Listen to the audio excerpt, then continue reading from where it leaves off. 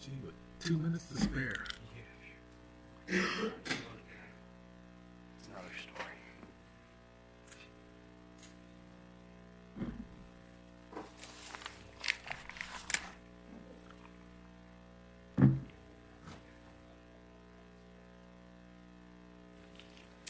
Okay, we're recording. It should be fine.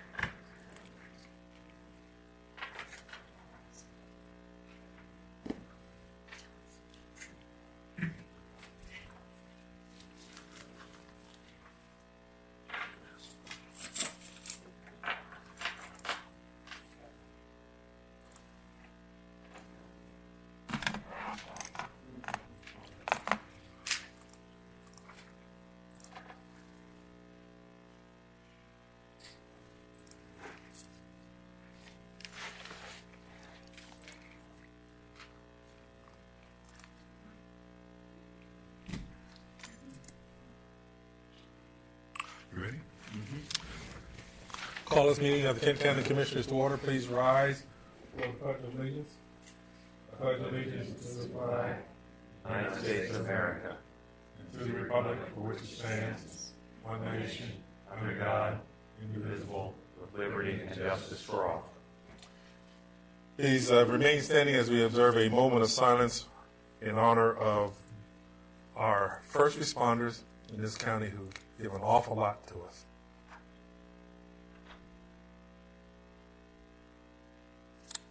Thank you.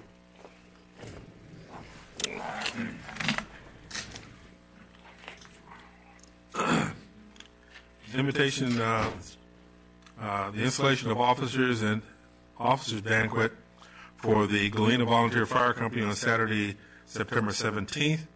Cocktails will start at 5:30, dinner at 6:15. And those who want to attend, please RSVP by the 10th of this month to Brittany Bryant. Okay.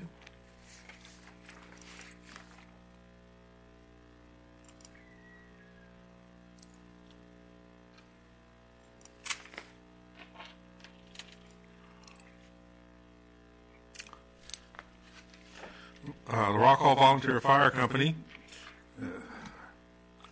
and the auxiliary are having their annual installation of officers and appreciation dinner on Saturday, February 24th. Event will start at 5:30, dinner at 6:30.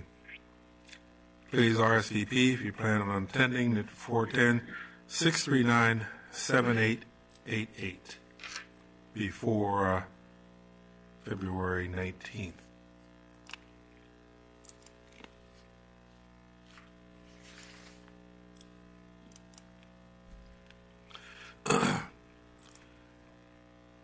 An evening in Annapolis with the 36th District, which is Caroline, Cecil, Kent, and Queen Anne's County, hosted by Senator Steve Hershey, Delegate Steve Arntz, Delegate Jeff Crist, and Delegate Jay Jacobs at the Miller Senate Office Building in Annapolis on Monday, March 26th.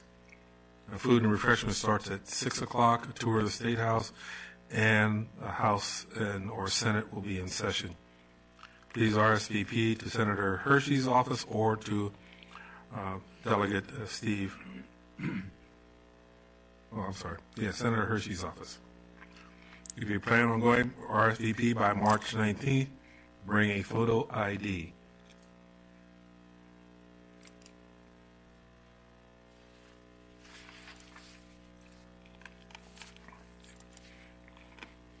Public notice that all county offices will be closed on Monday, February 19th, 2018, in observance of President's Day. Once a year.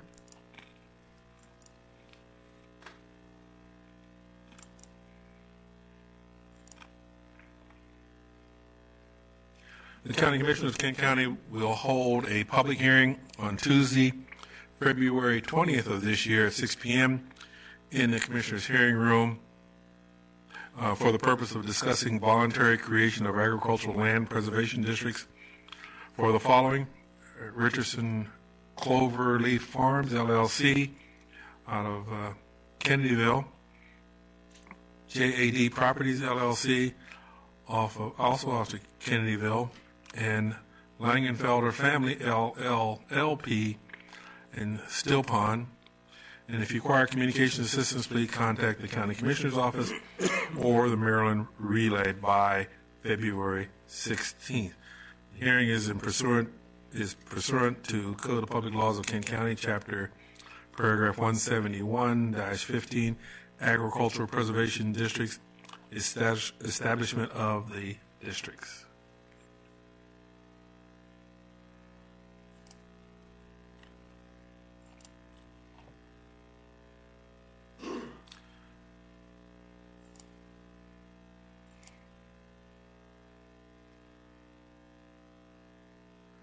I have a letter here from the Eastern Shore Land Conservancy. It received a grant to assist counties with sea level rise preparedness. Those interested in the details of that letter, please contact the County Commissioner's Office.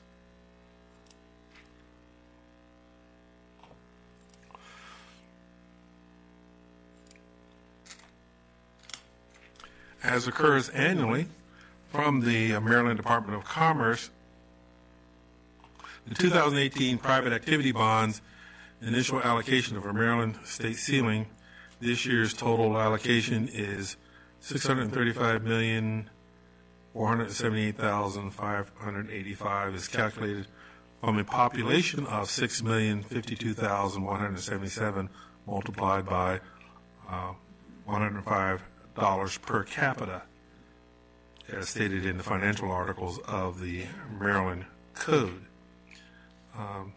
County may use their housing allocation for non-housing bonds, terms used in the Tax Reform Act of 1986. The county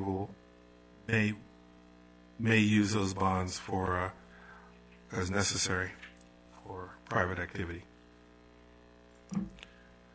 We have 3 sets of minutes: regular minutes, closed session minutes, and liquor minutes. Motion to approve. Second, it's properly moved and second to approve the aforementioned minutes. All those in favor say aye. Aye. Motion is carried unanimously. We did have a closed session last time, and a report of the closed session is: in closed session, the commissioners, Ms. Heller, and staff consulted with counsel to obtain legal advice on a legal matter and to consult with staff, consultants, and other individuals about pending or potential litigation in accordance with the general provisions article of the Maryland Annotated Code. Reason for closing is legal advice from counsel is confidential. Matters related to pending or potential litigation are confidential. A legal matter was discussed extensively, and Mr. Yeager received consensus from the board to proceed accordingly.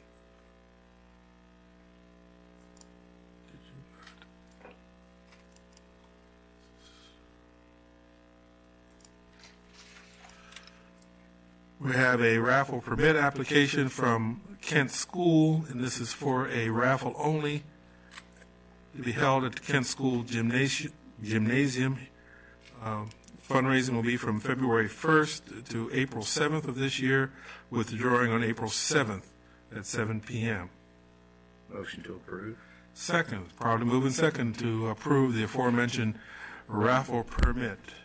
All those in favor say aye. Motion is carried unanimously. Okay, we have Bunky Leffman of Eastern Shore Intergovernmental Affairs.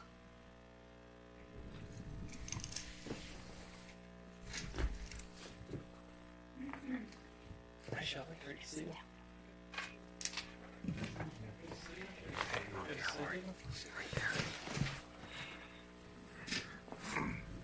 So you put me beside the attorney.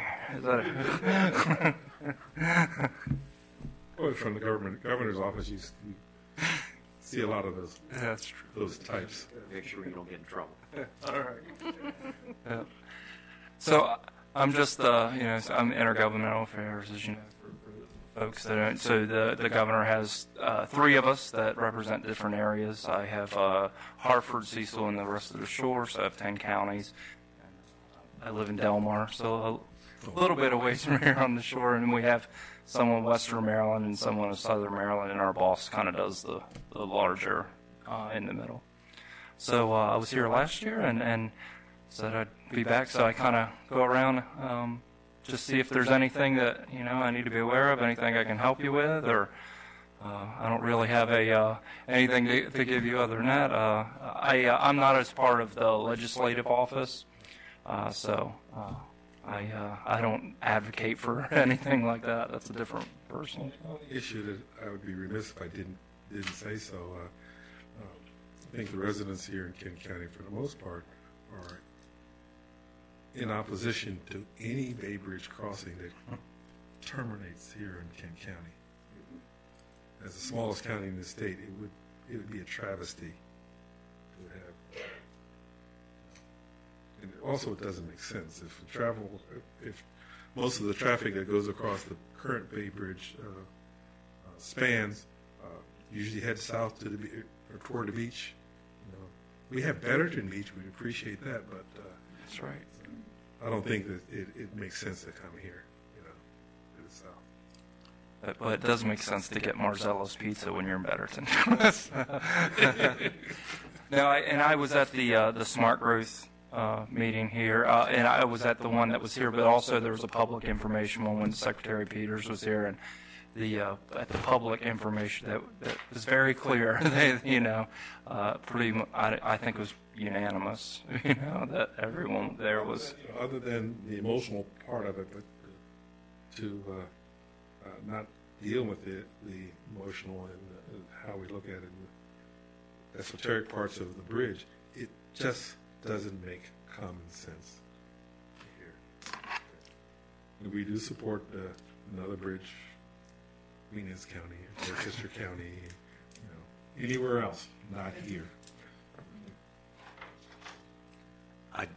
Unky, I just appreciate you stopping by. You always make yourself available. We see you around, and believe me, we know how to get a hold of you, and we thank you for making yourself so successful. Oh, thank you. So, Definitely appreciate it.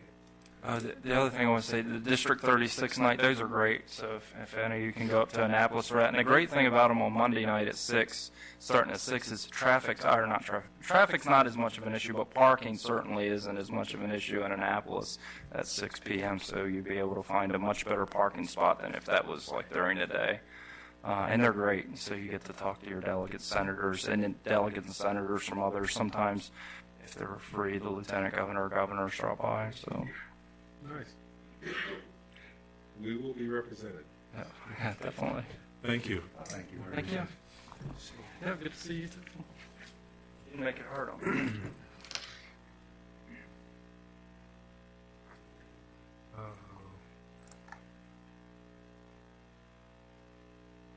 That's why I have glasses, so I can read. Heather Guerin? Guerin, okay. And Julie Gillespie, too? Good.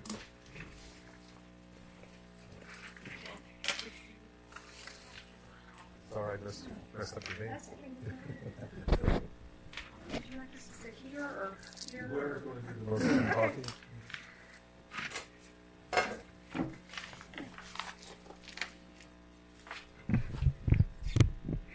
So I want to first thank you all for having us here this evening. My name is Heather Guerreri, and I'm the Executive Director of Compass Regional Hospice, who serves Queen Anne's, Kent, and Caroline County for hospice and grief services. And we were here about a year ago, and I just wanted to come back and give the commissioners and the community an update on our exciting news for Kent County. As you all well know or might not know, we have a facility in Centerville for patients to go to, our hospice center for patients who cannot stay in their own home. And that's a 6-bed unit now. We also have one in Caroline County, which is a 3-bed unit for Caroline residents.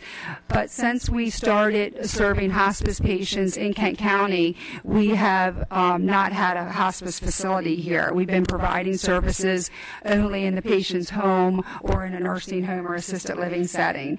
And we're excited to say that as of November 2017, we went under a lease agreement with the hospital here in Chestertown, Shore Regional or University of Maryland, to go into a lease agreement for a 2-year term to see how things go, to renovate the old pediatric unit, which is on the 3rd floor of the hospital, which is a 4-bed unit, to become the hospice facility for Kent County residents. So Kent County residents will no longer have to leave their county in which they live to be able to get that level of care. And as you well probably know, it's very difficult to have small facilities in each county and it be, us be fiscally responsible and be able to afford that because we do have around-the-clock care there. But with the help of the hospital, and as everybody knows, there's some empty space there. So we're hoping that our unit will help to revitalize some of that facility and be able to bring additional hospice services to Kent County residents.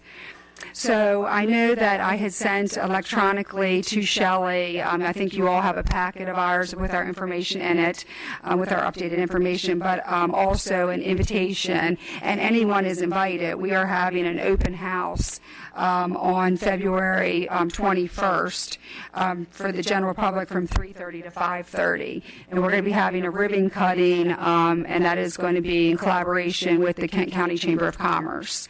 We'll be doing the ribbon cutting. So I have some invitations here that I would like to leave you all, and again, anybody is invited from the community to come out and see the unit. It won't be like a hospital unit. We are renovating it to be home-like, so it'll be very, very different. Very good. Yeah. That's very nice. We appreciate that. That's Very much so. I mean, it's and hospice is just fantastic. Yes. And I just want to mention Julie Gillespie. I know you all mentioned her name when you invited us up here, but she is one of our board members for Compass Regional Hospice and a huge advocate for hospice services in Kent County and has been a Kent County resident for a very long time, and her family has a business in Kent County as well. So. I visited clients in your facility in Centerville, and it's very nice, very comfortable. Thank you. There for the patients and for visitors. Thank you. And, we're not sure what will happen.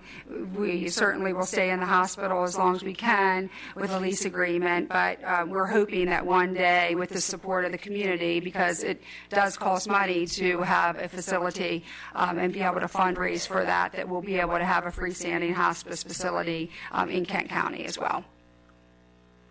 Well, as long as you have your facility there at the hospital, we say the hospital is going to remain open. That's right. That's right. And if I can just mention one additional thing that doesn't relate to our opening of our Kent County hospice facility, I just wanted to make sure that everybody was aware that through our grief services that we have, a lot of people think that we only provide grief services to patients' families who have died under our hospice services, and that is not true. We are available free of charge to anybody who has experienced a loss in the community. So our counselors go into the school systems to counsel children so that they don't have to leave the school if they've had a loss to be able to be counseled. They don't have to get the transportation. They don't have to feel like they're different because they're leaving to see a counselor.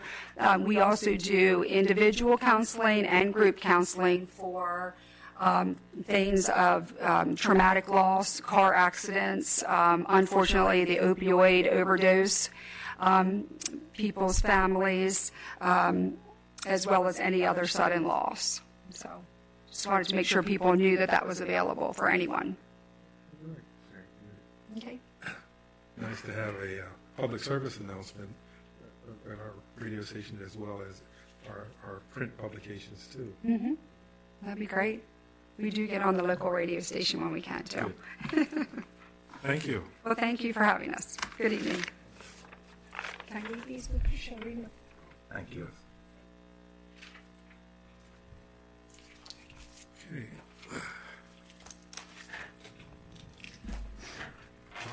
Rob Edler, our alcohol and tobacco inspector.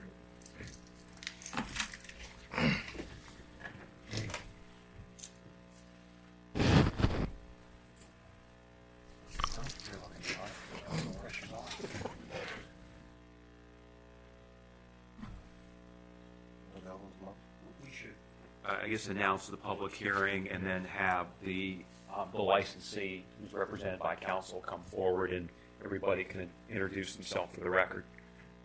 Will go into a public hearing as the Kent County Liquor Board, I guess it's called. Board of License Commissioners. Board of License Commissioners, thank you very much, at this time.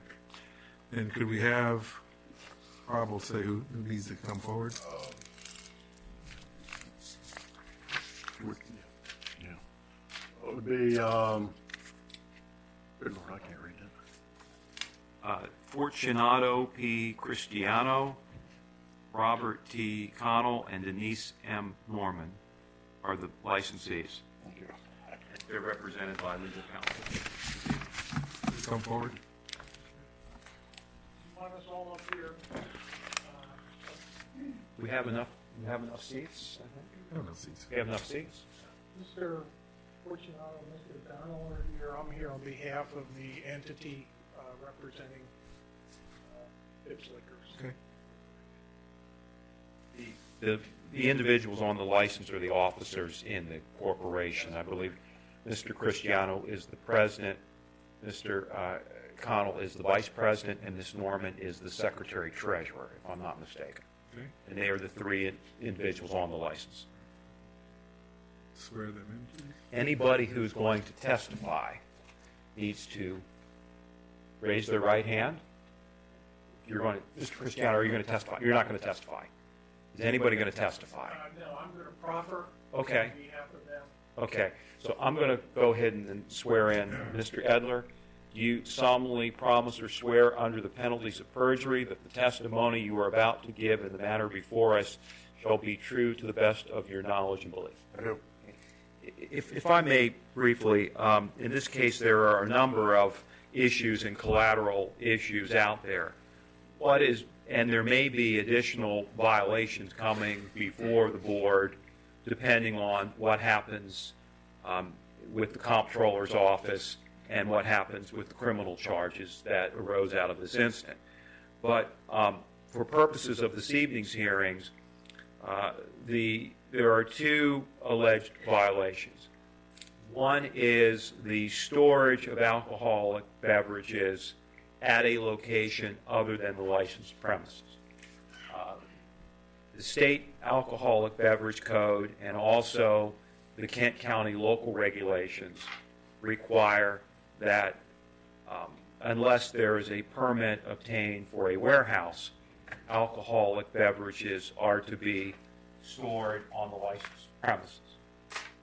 Each application contains a diagram of the premises to be licensed. So that's the first matter that's before the board. And the second alleged violation has to do with deliveries, in that there is a state code provision and a local provision that alcoholic beverages cannot be delivered to an off-site location unless certain requirements are met with respect to those deliveries. And the allegation is the requirements of the law with respect to deliveries were not met. If I may, I'd like to enter a copy of the comptroller's investigative report and photographs that were attached with that as evidence. You have a copy from Mr. Right Mr. there. Edler, just to give a quick overview, did the state of Maryland comptroller's office in conjunction with Delaware authorities conduct an investigation in regard to Pips Liquors? Yes, it did. And did that investigation involve a surveillance? And with respect to that surveillance, were any individuals or vehicles observed loading anything or carrying anything from Pips Liquors? Yes, a white van operated by Mr. Connell left Pips Liquors with several or numerous cases of alcohol in the back. And did authorities conduct surveillance activities with respect to that van? Yes, from that point. And was there a location where they observed that van travel to? Location in Bear, Delaware, which ended up being Mr. Fortunato's residence. Then after the van left the residence, did there come a time when the van was stopped by the investigators? It was in the Walmart parking lot, I believe it was. And what, if any, observations did the investigators make with respect to the cargo that was loaded into the van at Pips? As they observed the vehicle, the back end, there was no more boxes of alcohol in the back. It was empty. And did the authorities from the state of Maryland and the state of Delaware then conduct a search and seizure? They did, warrant? yes. Excuse me. And where was the search and seizure conducted? At Mr. Fortunato's residence, Bear, Delaware. I can give you the exact location. It was...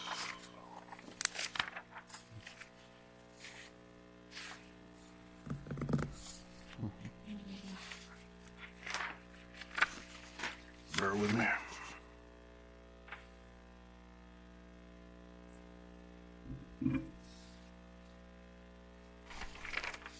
It was 100 Labrador Lane, I'm sorry. Bear, Delaware? Yes. And during the execution of the search and seizure warrant, did the authorities take any photographs? They did. Were you supplied with these photographs? It was And who supplied the photographs to you? an investigator from the comptroller's office. And did this investigator represent to you that these photographs fairly and accurately depict the items that were located and seized from the residence? Yes, he did. Have you had an opportunity to review these photographs? Yes, sir. And what do they depict? There's 8 photographs in total. 6 show numerous cases of various liquors, wine, I believe, stacked in looks like a garage. And 2 other photographs of, one was a case of alcohol that had the label removed. The other was a case of alcohol that had a label, a delivery location of Pips Discount Liquors in Chestertown. And Mr. Edler, you're seeking to move these photographs into evidence for the board to review? Yes, along with a copy of the investigative report. The comptroller's office provided you with a report of their investigation? Yes, sir. And did the comptroller's representatives brief you on their investigation after it was Yes. completed? Yes. Your knowledge is based upon what they have relayed to you? Yes. Are you seeking to, at this time, move into evidence the photographs and the investigatory report? Yes. Okay. They would be evidence in this case and then part of the record before the board. We'll object for the record. I know that hearsay is admissible here. This is secondhand hearsay. The responsible for these reports are really the ones making the allegations here, and none of them are here. These guys, they're not, or they will be moving these reports. I think this goes beyond the pale. Secondly, we believe that the warrant under which these items were seized in Delaware was lawfully issued, and that warrant is being challenged, and until that challenge has occurred, I don't think it's appropriate that the fruits of that search be admitted anywhere for any purpose. Frankly, I think it is extremely likely that those warrants will. For all of those reasons, I object.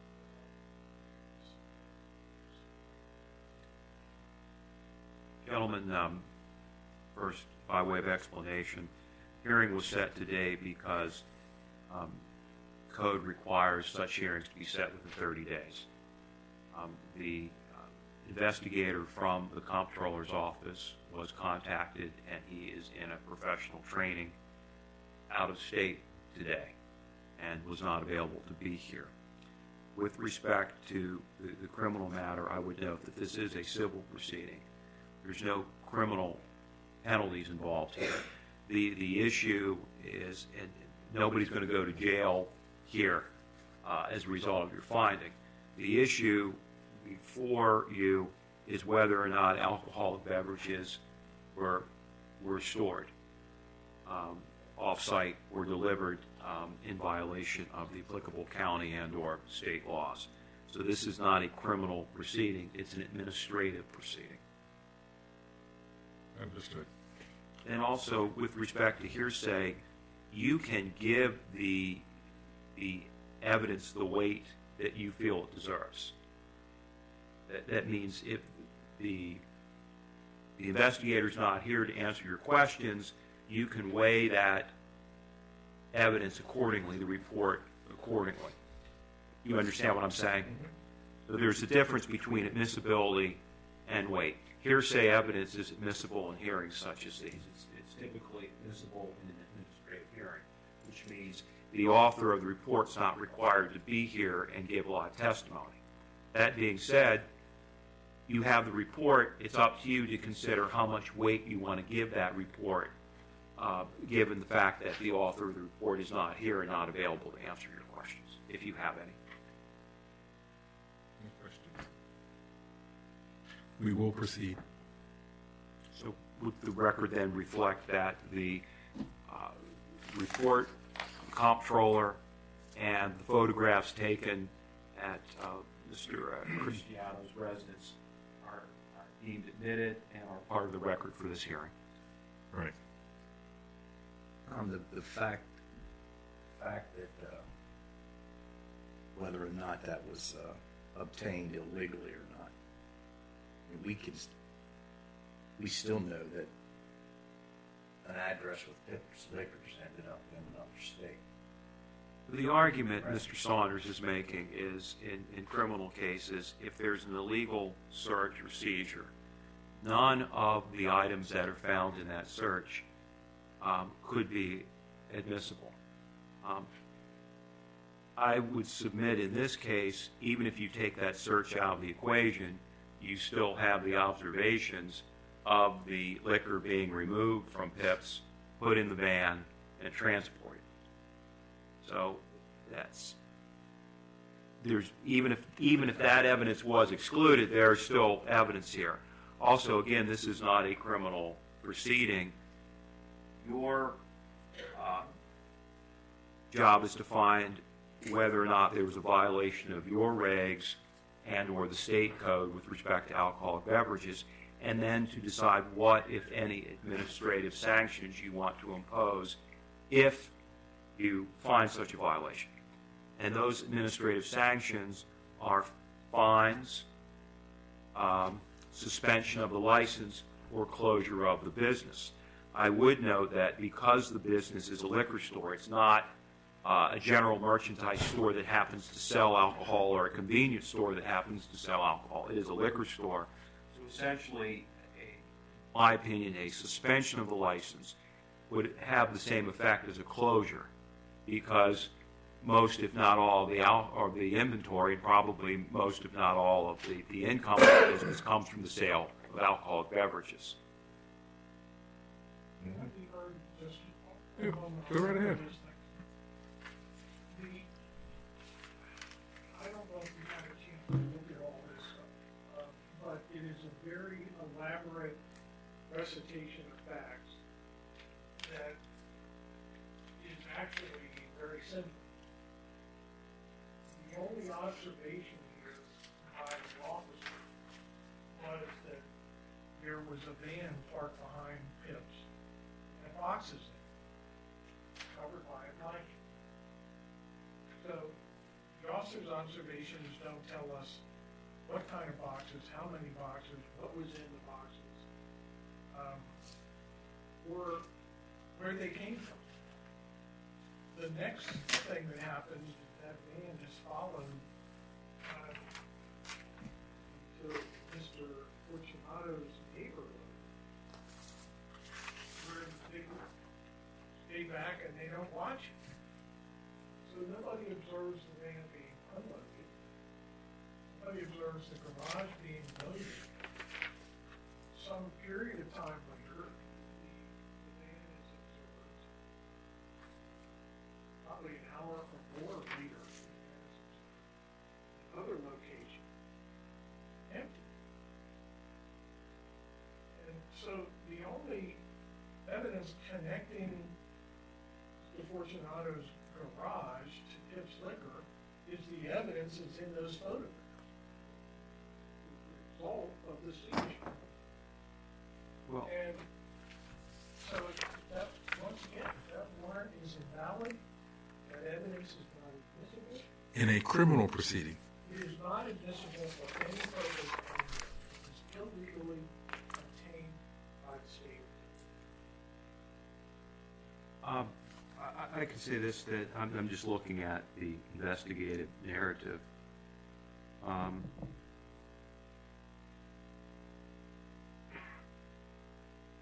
And Agent Duke reached out to me, advised me he received a complaint from Chestertown, Maryland. Subject stayed at a liquor store in Chestertown called Pips Liquors. Was receiving large orders at this location and then transporting the same to Newark, Delaware in a white van. Gives more details. Complaint stated every Thursday and Friday, Pips would receive deliveries from suppliers, would leave an undisclosed amount of product outside the back door, which would then be loaded into the previous stated van and transported to Delaware. There was a complaint. This is in the report. So apparently there was a complaint, and Agent Duke's complaint had pictures of a white male loading alcohol into the previously mentioned van.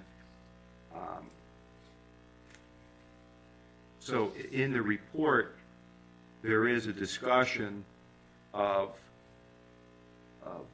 observations and information supplied.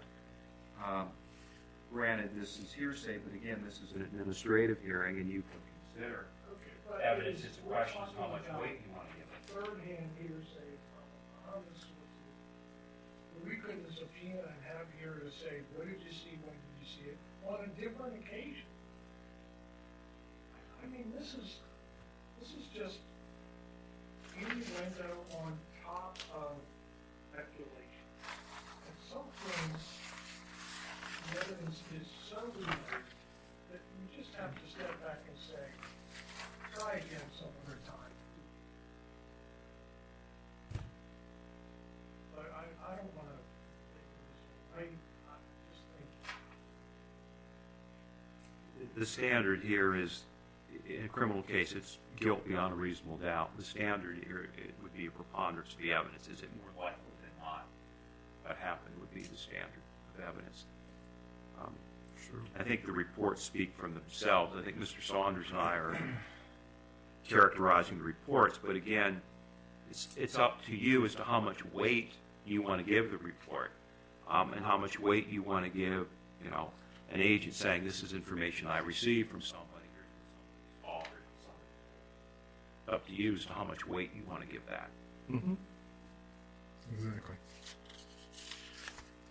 Mr. Edler, you're the only sworn. Right. Is there any? Wait, are we going to move on to this?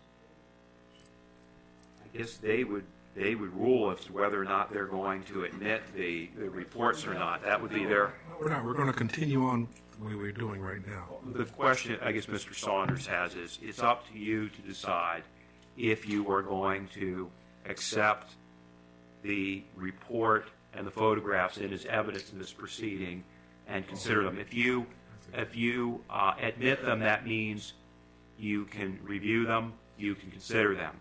If you deny their admission, that means they're not going to be part of the record, and you will not read the reports or look at the photographs or consider them in making your decision. I make a suggestion, Mr. Chairman. I know that the council has advised you correctly that the law requires this hearing to be conducted, scheduled within 30 days of the offense. That's why we're all sort of rushing here. Doesn't require that the hearing be completed within 30 days. Agreed. And I would like to suggest that it may be appropriate to adjourn the hearing to a later date, and give the Delaware judge an opportunity to rule on this search and seizure. Then we won't just be speculating. We'll have a ruling. I would comment just on the first part of that. I would agree with Mr. Saunders that I believe that the law is satisfied that you schedule the hearing and commence the hearing. So I think you have met the 30-day requirement by us being here and this hearing being commenced. I would agree that you have in your discretion the ability to continue the hearing and receive evidence at a later date, should you choose to do that. My suggestion is, if you choose to do that, that you would set it on a date certain rather than some type of indefinite postponement, because I think the law envisions that these matters get heard in a timely manner. But that's within your discretion, and that would be up to you as to whether or not you want to conclude the hearing today, or if you wish to continue it and have further proceedings on another date and take further testimony and hear other witnesses. That's completely in your discretion. I guess my only issue is what I brought up mentioned before, the argument over whether that was taken legally or illegally. I mean, to answer Mr. Saunders' question, I have seen that whole packet and read it from beginning to end. I've seen what was taken, whether they find that that evidence was taken illegally or not. It certainly is not going to erase what I've seen by reading it from beginning to end. I've seen it. I mean, they may argue that it was done wrong, but you can't erase that out of my head now. I mean, I've seen it. I don't know where we go from there other than forward, to tell you the truth. Judges are called upon to erase that. I'm not a judge. I guess I am in this case, but Jurors to do the same thing. You're not the first fact finder that's been in that situation. I mean, this is the first, unlike a court proceeding where you have pleading requirements and issues are raised ahead of time, the issue of the illegality of the search and seizure was raised for the first time here. I haven't briefed that issue and was researched that issue as with respect to applicability to this case or what significance that has, other to say that I can tell you that criminal cases and administrative proceedings are separate. They have different standards of evidence, different burdens of proof, different rules with respect to admissibility. That said, what is the, do you think of the availability of the inspector or investigator here to become here? He said he's up for I'm sure training. we gave him enough notice. He was in training this week. Mm-hmm. But he can verify what is written in the written. Yeah, all he's going to do is testify exactly what he wrote in his report. Good. Suppose we could take 5 minutes, counsel and I, to consult and see if we can come up with maybe something that might be acceptable to him and I in terms of.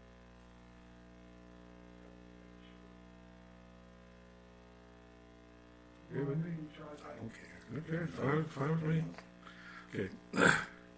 We will recess this hearing for a few moments. The council will consult.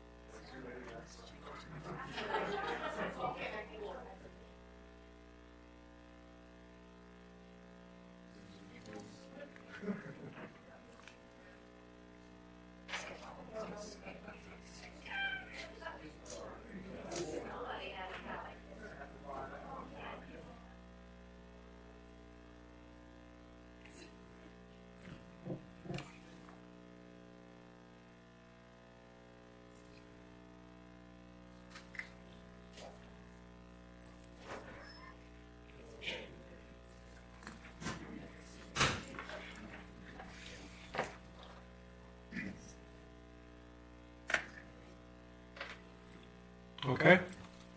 We're back in session. Mr. Saunders and I had a brief conversation, and requesting that we continue this matter for approximately 60 days. In that time, that would afford the county to have the representative from the comptroller's office here. Mr. Saunders also would like the opportunity to supply evidence, documentation that he could present to the board. I would note that Mr. Saunders' associate had contacted me the other week as soon as they were involved in the case about a postponement, and we both acknowledged the 30-day rule, so a postponement wasn't in the cards. So I think the proposal is to note for the record that if you are agreeable to this, that the hearing commenced today, and then we would not postpone it. The difference between a postponement and a continuance is a postponement is you set something on a new date without starting it first. A continuance is you start It would be a it continuance. and continue on. It is a significant distinction. And we would reschedule this to conclude and continue the hearing. At such time, we would have the representative from the comptroller's office here, and then any other witnesses that Inspector Edler or the comptroller feels would be appropriate to have here this evening. That's 60 days. We have a meeting on April 3rd. I would note this, that there may be other developments given the Delaware case and the comptroller's investigation, so it also might make sense to deal with this all in a whole rather than dealing with it piecemeal. April 3rd? Does it have to be for 60 days? No, we just, That was a number. the number he came up with 60 days is because there were proceedings in Delaware that the two licensees who were charged criminally have an attorney in Delaware, and he indicated, I think, about 45 days there may be some rulings in Delaware. So that's why Mr. Saunders had suggested 60 days. So we would perhaps know what happened in Delaware when we would commence here. And you as their attorney think that's I think that's reasonable on all sides. That would afford you the opportunity to hear directly from the investigator, and we would have a better handle on what's going on in Delaware, and it would give due process to the applicant so the applicant could prepare a defense. The applicant has one. I say applicant, the licensee, I should say. Commissioner, I would just say that these are, if you read that report from beginning to end, they're very serious charges that could carry some serious weight and some serious penalties. And but I do want to say, I think it is to their benefit to make sure it's done properly and everybody's heard. So I would go along. Okay. By consensus, we will continue Yes. this hearing for a period and reconvene on April 3rd at this time. And I would request the clerk and Mr. Edler to subpoena the investigator from the comptroller's office. That's a good idea, because I have to say that I found that to be a little bit unusual for them not to be here, because there may be things they can add that's not in that report. Right. I want to be fair, so I agree with that. In most of our investigations, violations, Inspector Edler or his predecessors have been personally involved in the investigation and have firsthand knowledge. And this is a case more where Mr. Edler's knowledge was more what was relayed to him from other investigators, rather than him being in the field. Is that fair to say? Pretty much, yeah. Even when we have an instant where a person with a liquor license accidentally, or somebody accidentally sells to a mine or something, a lot of times you'll still have that individual hear it, to be able to ask them some questions and stuff. So they're very serious Absolutely. charges, and they'll be taken very seriously. But we want to be fair as we can. As I said before, this hearing is continued until April 3rd. Okay. Thank you. Hearing is closed.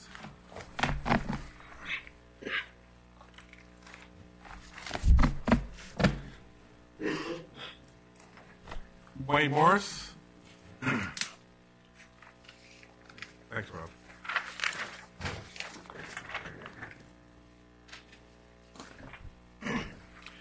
Kent County Courthouse feasibility.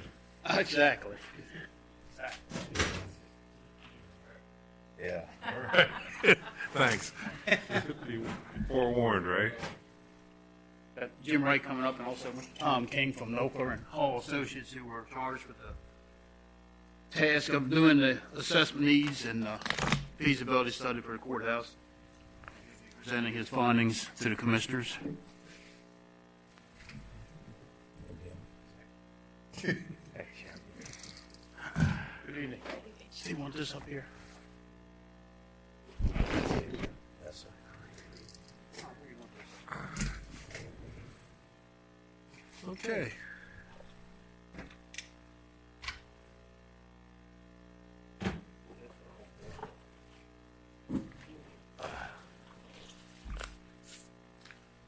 You just preface this by saying the building is old. Historic. Historic, excuse me.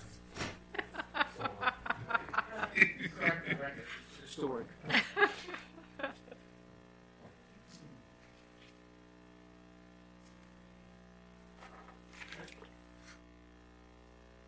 This is going to start. Good evening. Tom King with Oak Run Hall. We were tasked with doing a survey of your historic courthouse. It's actually a three-part study. First, to assess the existing condition of the building. Second part of the study was to evaluate the current use of the building, spaces being utilized, the efficiencies and so forth, and to project what the future needs might be for the courthouse. Obviously, that involves some speculation. And then thirdly, to offer some possible solutions to your future space needs. And typically, when we do these studies, they don't mean much if you go out much beyond 20 years. I don't know that anybody can even guess what's going to be going on in 20 years, but that's a benchmark we arbitrarily established to give you some notion. But obviously, there are a number of moving parts. Give you a little background. I read the Maryland Historic Trust report, and your original courthouse was built in the 1860s. It's the Italianate style, and it was very popular at that time. Coincidentally, it's very similar to the courthouse in Frederick County. They were built at about the same time and similar designs, only yours is slightly smaller. It is a very important historic part of the historic fabric of your downtown. It's a beautiful building. It therefore deserves careful attention in any renovation effort. It was also added onto in 1969 with a larger addition that roughly more than doubled the size of the courthouse. The building does suffer from what I would call deferred maintenance and just simply age-related deterioration. We looked at the building envelope, everything from the roof down to the foundations, and there are a number of routine items that you would expect of a building of that age. Roof leaks, this sort of thing. And probably the most troublesome aspect of it, though, was the mechanical systems, which tend to be more functional, and where you have more wear and tear. And there were a number of items that we noted in talking with your staff in the building, and also looking at the physical plan. And there's a very detailed report here, which I'm certainly not going to go through tonight, give you detail on that. But the piping system is basically worn out. The boilers and the heating and air conditioning systems are inadequate by today's standards. They do function, but you have air quality issues in the building as a result of ventilation and the things that you normally expect to see in a building of this age. For the most part, the systems have reached the end of their life expectancy, or actually well beyond that. and they need to be replaced. Simply repairing systems of this sort only prolongs the agony. The site is a lovely quad with the church located there and the associated parking. Because of the historic nature of the building, any addition would need to be carefully planned, as I mentioned earlier.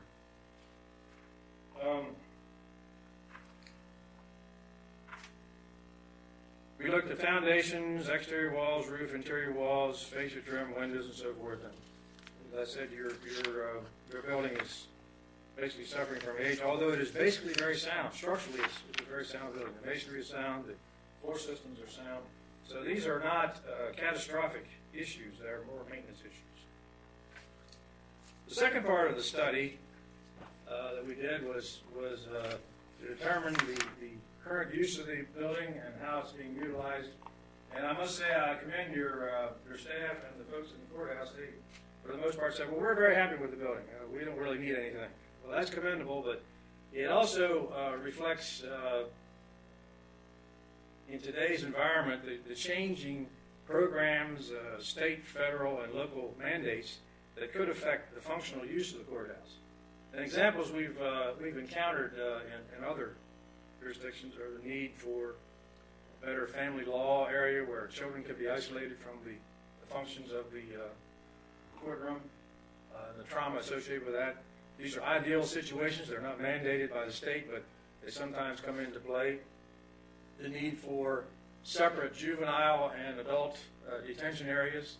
The need for a more secure routing of detainees who arrive at the courthouse and keeping detainees away from the public and the public away from detainees. This is a safety and security issue.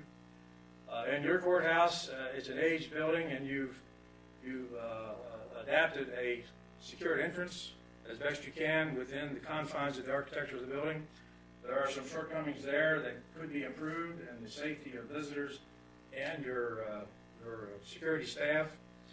For instance, a secured vestibule where a person who might have ill intent enters the building, they can't get beyond a locked vestibule. Just one example. In this case, it's pretty well wide open. Not to say you couldn't stop someone, but they could do a great deal more damage now than if you had a more secured entrance.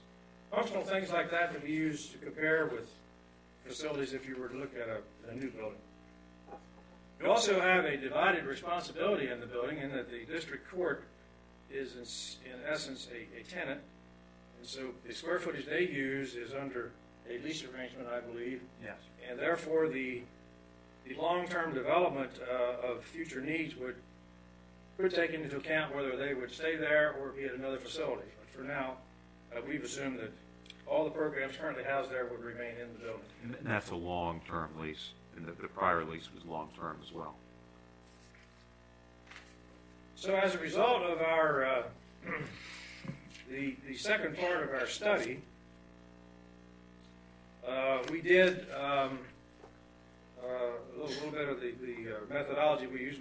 We distributed a standardized questionnaire that we use, which includes state-mandated standards for courthouse functions. And for the most part, your current spaces do meet state standards. In some cases slightly under, in some cases slightly over. But for the most part, you don't have a substandard facility in terms of the actual square footage available and how it's being used. In some cases, there were some efficiencies that could be improved upon that we looked at. But in most cases, your current square footages are adequate. Some of the things that were brought up, though, were the issue of parking. You have a good parking area, but the question of whether or not you have assigned parking spaces, whether or not you have secured parking, and whether or not you have a good traffic flow for the judges to come and go through a secured entrance, and whether or not you have a good traffic flow to bring detainees to and from the courthouse. And I'm comparing this with ideal situations that we see in other jurisdictions. Which agencies should be housed in the courthouse and which should be housed elsewhere? That's a decision only you can make. One of the things that we often encounter in these studies is the current trends in record keeping. Record keeping involves a lot of square footage.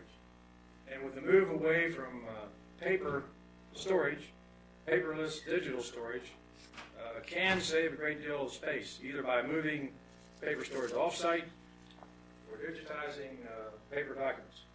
On the other side, we find in many cases in legal matters, a judge or plaintiff may want to see the original copy with original signatures. We're back to where's the piece of paper? So it has to be retrieved. It becomes a matter of what the philosophy is going to be. The state has announced a long time ago that they want to go to a paperless storage system. In our experience, that is not filtered down to the local level, not necessarily being implemented. So that has a big impact on square footage because it involves land records and courtroom records and so forth, and where and how they'll be stored. The building security is generally adequate, although the main entrance security I mentioned is an issue, and the need for secured entrances.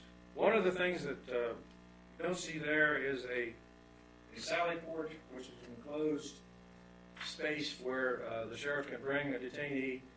They exit the vehicle, they're in an enclosed area, they can't bolt to get away, and that can be brought into the courthouse through a separate pathway up to the courtroom and vice versa, as well as the holding cells that are within the courthouse. Obviously, the building does not meet current life safety, ADA requirements, life safety being fire alarms, even exit stairways. It does not have a sprinkler system.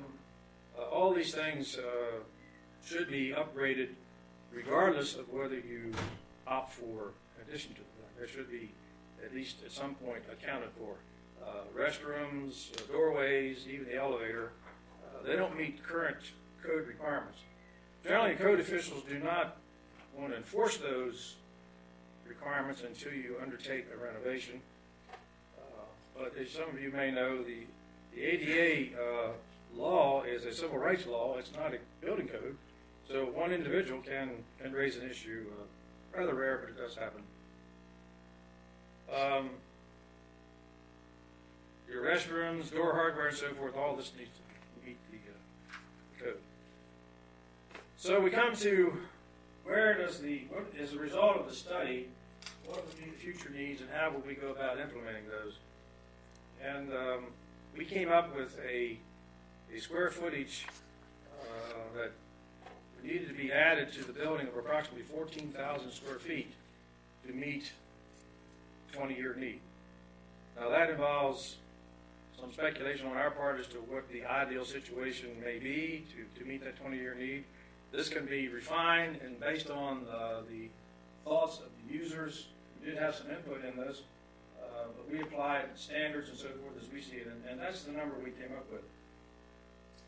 The desire also to maintain the courthouse in that location, so we haven't looked at any alternative sites. We've looked at ways to solve the space needs on the site. So with that in mind, I had developed two options, and there are obviously many options, but just to look at an order of magnitude, the first option that we included in the study is an option that involves building directly against the courthouse, the later 1960s edition. And we deliberately stayed away from the original 1860s historic section. This has the advantage of, probably the only real advantage is a lower first cost. It does have some problems associated with it, and that is that it would be probably more disruptive to the operation of the courthouse because you're building hard against the building. So the economic benefits of just building out from the existing building would be somewhat offset by the inconvenience of building while the building is occupied. There also is a historic magnolia tree, we understand, in the rear yard of the property, as well as a lot of utilities in that general area that would be affected by that scheme.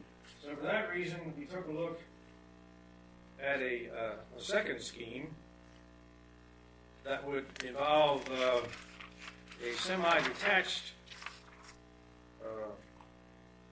plan that solves more of the shortcomings that we see it, that were identified. This scheme is totally separate from the existing building, so there'd be minimum impact on the courthouse operation because the construction would not be taking place immediately adjacent to the building. The entire first floor level of this would be enclosed parking, which would solve the need for secured parking for judges and staff. It would also afford an opportunity to include a sally port for the transfer of detainees inside of an enclosed area and by way of the secured link into the courthouse complex. We made no attempt in these early schemes to identify where each component would be and to design any floor plans or whatever. We're just identifying space and overall massing.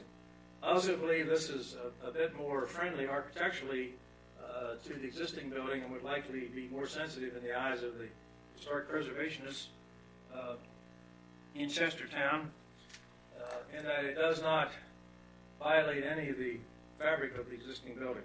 Now, that's a two-level structure? It's actually 3 levels. The first level is all parking, Right. and the upper 2 levels would be courthouse space.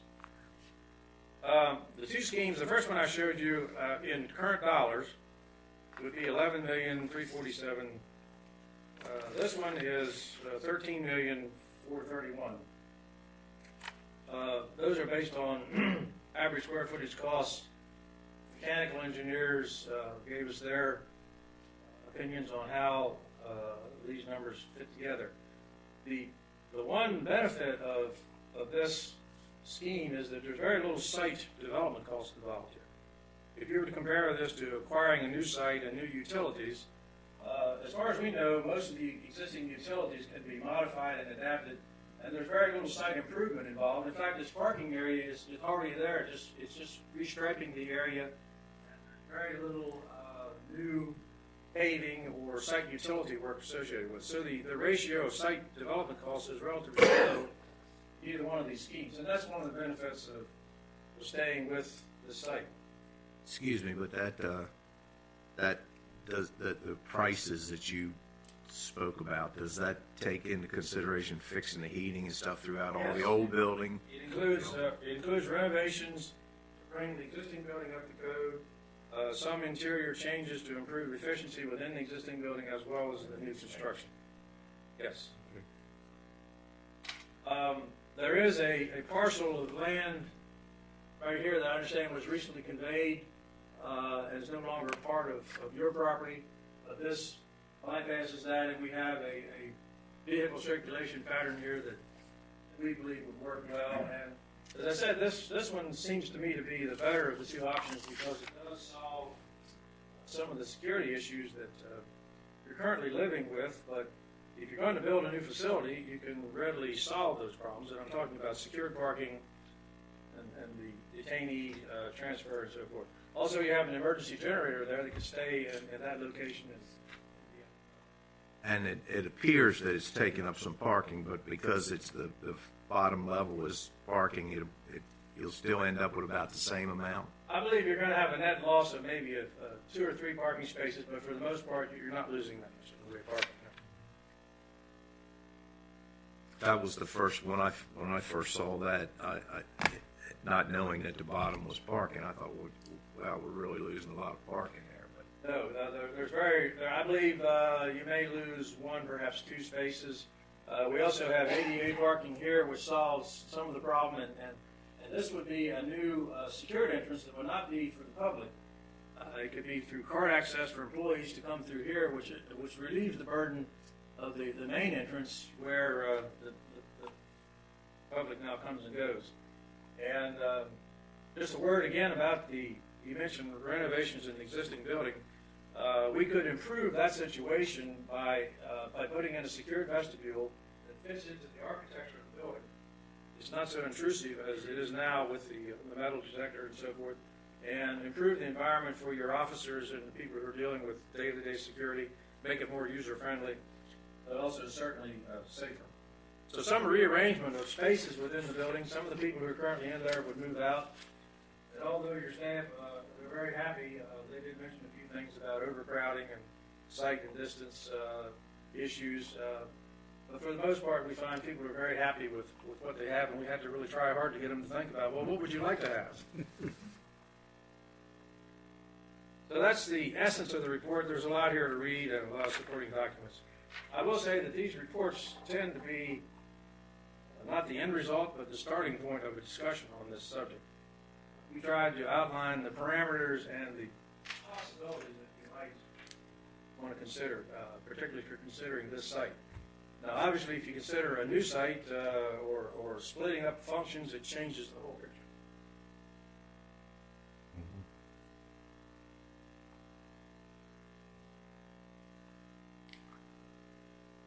Any thought of moving any functions that are currently in the building out of the building to another location? We really didn't look at that. We assumed that everything there would stay there. Okay. And that if that happens, obviously that changes this entire equation. Okay. If the district court were to move elsewhere, that would change the whole equation. In some communities, the traffic court, which tends to be very busy and sort of the middle, they've set that up elsewhere. But these are all decisions that y'all would need to make, obviously, in conjunction with your. Oh, yeah. Other office is not very large, but their register of wills is not a court function. I can say this, that when it goes back about 20 years now, when there was discussion about moving offices out of the district or out of the courthouse. The commissioners were there at one time, and a number of other county offices were in there. But I think I can speak for the local bar, that the local bar felt very strongly that the district court should remain in the same building with the circuit court, given the size of the community and the convenience and the fact that there weren't a lot of other suitable places for the district court. And we were actually talking about it earlier, that, when you get ready to go to court in Kent County, you know where you're going. Right. But I'd just soon keep it that way if we could. And we have a small bar, and many of the attorneys are scheduled to be in district court and circuit court, sometimes on the same day. So it does make justice, the administration of the courts, I think, more efficient to have them in the same building. You might be at the wrong end of the hall, but you're still pretty close, aren't you? No, they know where to find you. I tell you, as far as I'm concerned, you've done a great job and explained it very clearly, and I appreciate that. Now, if you could just get that $13 million down a ways, you'd be doing even a better job. But You can get it down a little. I'm not sure you can do that. I don't work miracles, but I will do the best I can. I can tell you that these spaces need to be built to deserve to be a part of this complex. So we could probably build to the lowest common denominator construction-wise, but it wouldn't do justice to your beautiful complex. And the fact that you stayed away from the historical end of it might make it easier to get through I guess we have to. Well, these gentlemen warned me about that at the beginning, and they also told me about the That tree. They told me about that too. Well, that's something to consider. Gives us something to Well, talk it's a about. starting point for your discussions. We remain available to answer your questions if you have. No? Thank you. Certainly. Wayne, you can continue. Yeah, I got something to continue here. In follow-up to Mr. King's presentation there about the HVAC and the heating system in the building, how old it was and antiquated and outdated, outlived its life. I think it was last weekend, one of the boilers went up in there. We've got some prices on repairing and replacing it. We had a problem with the boilers a couple of years ago, too, didn't we?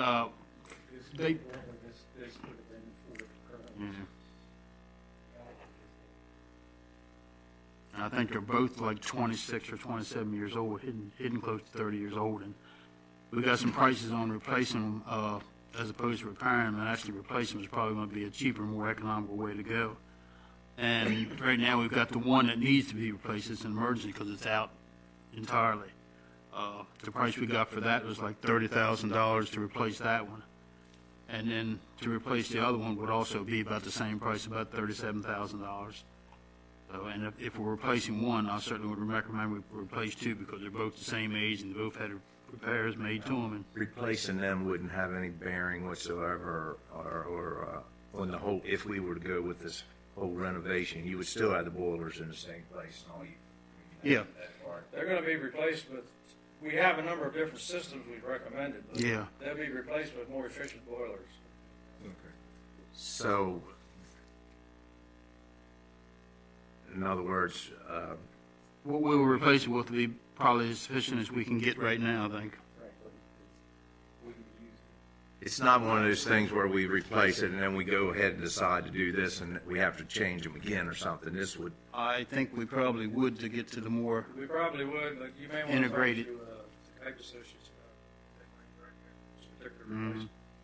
I mean, if there's any idea at all that we're gonna go with the renovation, looked like to me, you'd wanna replace the boilers with something that's gonna stay there throughout the And renovation. we certainly would look into that. I just don't know that the integrate part of what they're proposing here would fit into the boilers that we need to get in there and get running now. I mean, also, we use the most newest, most efficient, but I don't know how they would fit. And the time frame that we'd be looking at for this to be completed, I mean, it's not gonna happen tomorrow or next year, I don't think. I might be wrong on that, but. You're right. So, again, this is kind of an emergency situation. We've got to do something with that one. And I think we're just biding time if we don't do it with both of them right now because the other one's just as old and it's been down 3 or 4 times, so. And they said they can get the boiler within, I think, 24 or 48 hours.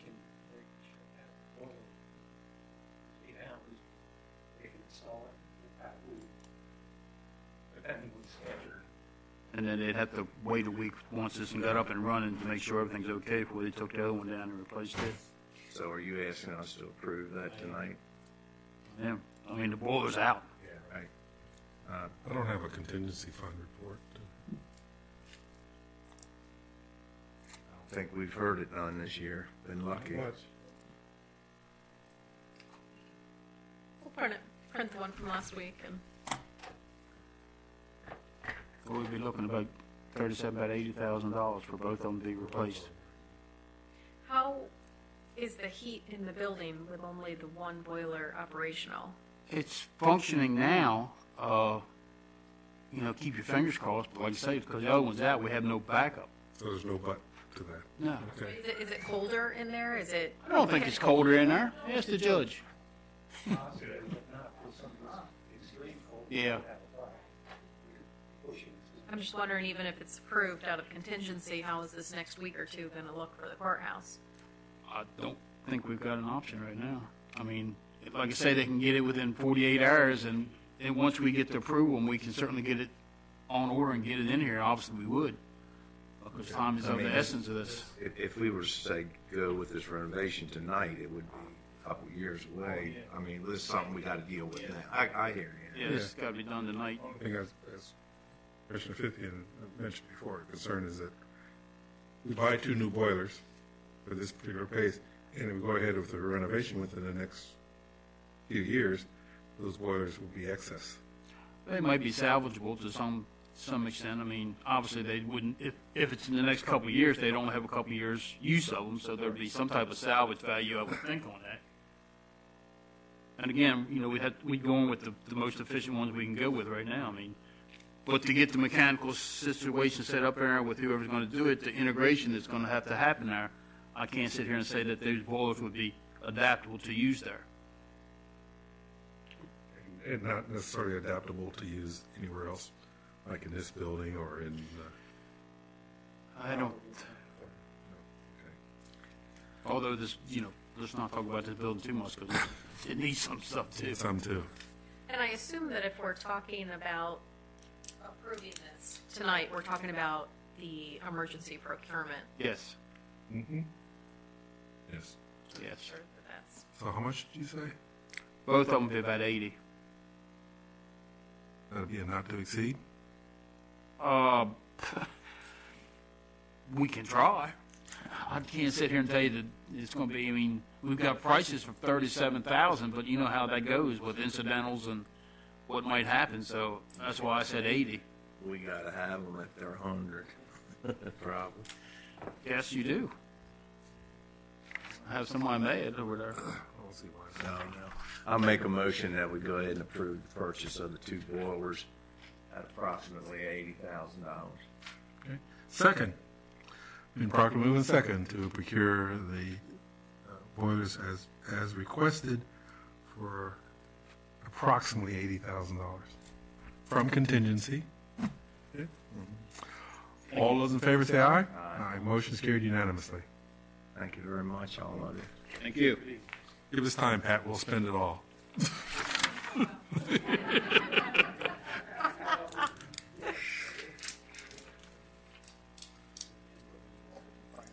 Well, thank you very much. That was very, very Nicely done.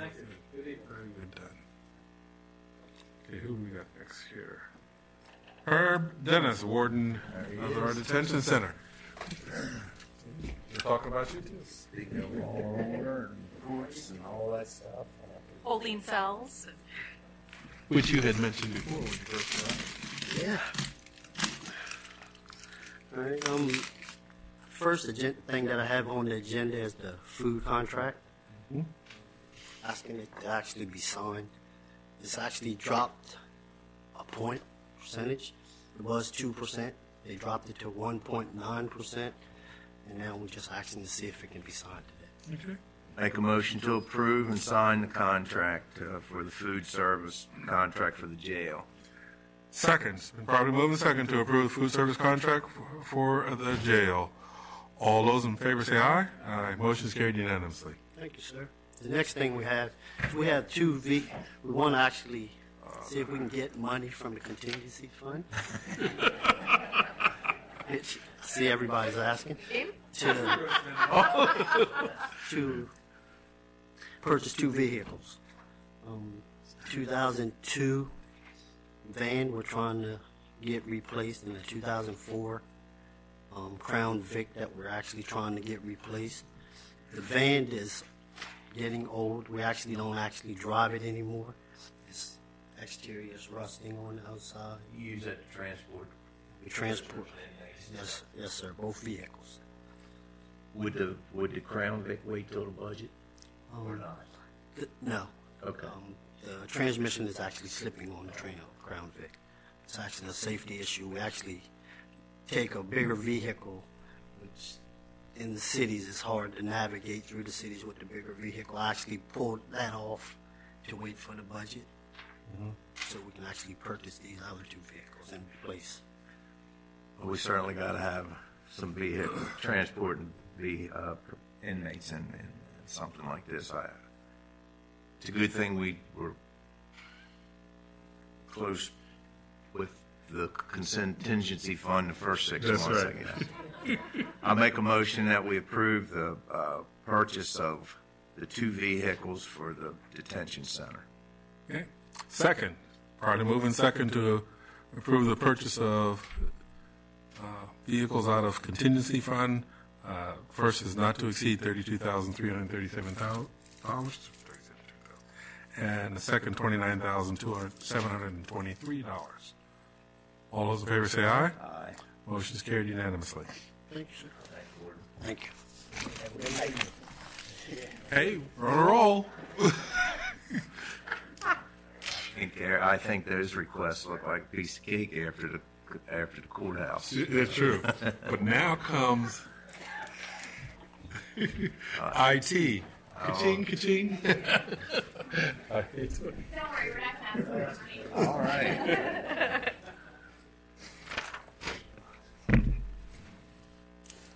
Okay, so tonight, first we have a request to release a letter of credit. The Kent County Information Technology Department upgraded our VMware in the summer of 2017. The project is complete. The letter of credit expired on December 7th, and the bank is requesting that we return the original letter of credit. We are satisfied with the work that the vendor did, and we recommend releasing the letter of credit. Motion to approve. Second, Probably move a second to return the expired letter of credit, a VMware upgrade as requested. All those in favor say aye. Motion is carried unanimously. Okay, for the fiber update, construction still happening along Rock Hall Avenue. I think they're probably up to Haven Harbor, I think, right? Almost Haven Harbor. Yeah, I think they are pretty close now. And there's an anchor site construction happening in Rock Hall today, and then in Betterton on Thursday there'll be another one being constructed. Okay. So that's what we got for this week. Great. All right. Thank you. All right. Thank you. Nice for you to keep the ball moving. Jamie Williams, Coordinator of Economic Development.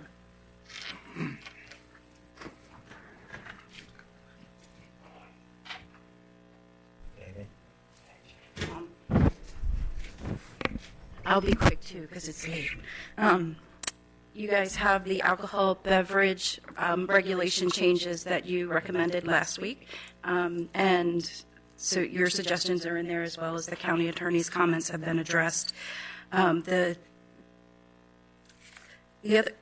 House bill is going to be heard on February 19th at 1 o'clock, and the Senate bill will be heard on February the 23rd at 1.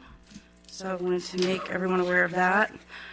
And then there was one thing that I forgot to mention last week with the alcoholic beverage regulations.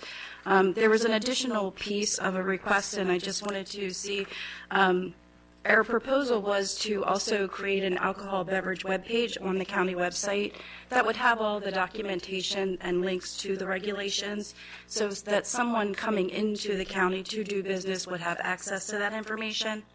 And just wanted to, make sure that was okay with you and you didn't see any concerns with doing that. Including the required forms?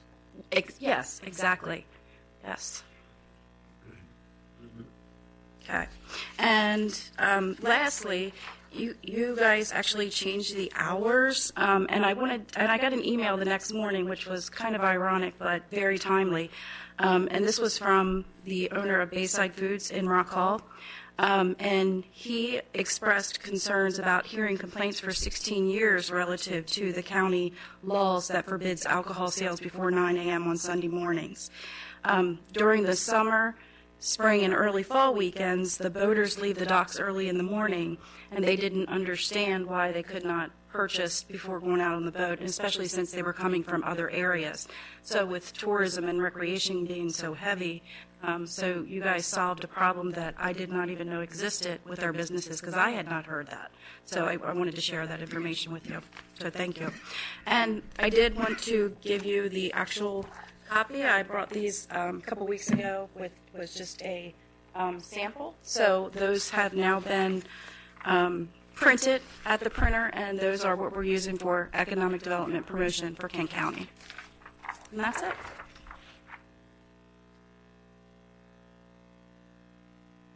And we fixed the misspelling. We spelled housing right, Commissioner Picker. Thank you. Thank you. Myra Butler, our Director of Parks and Recreation.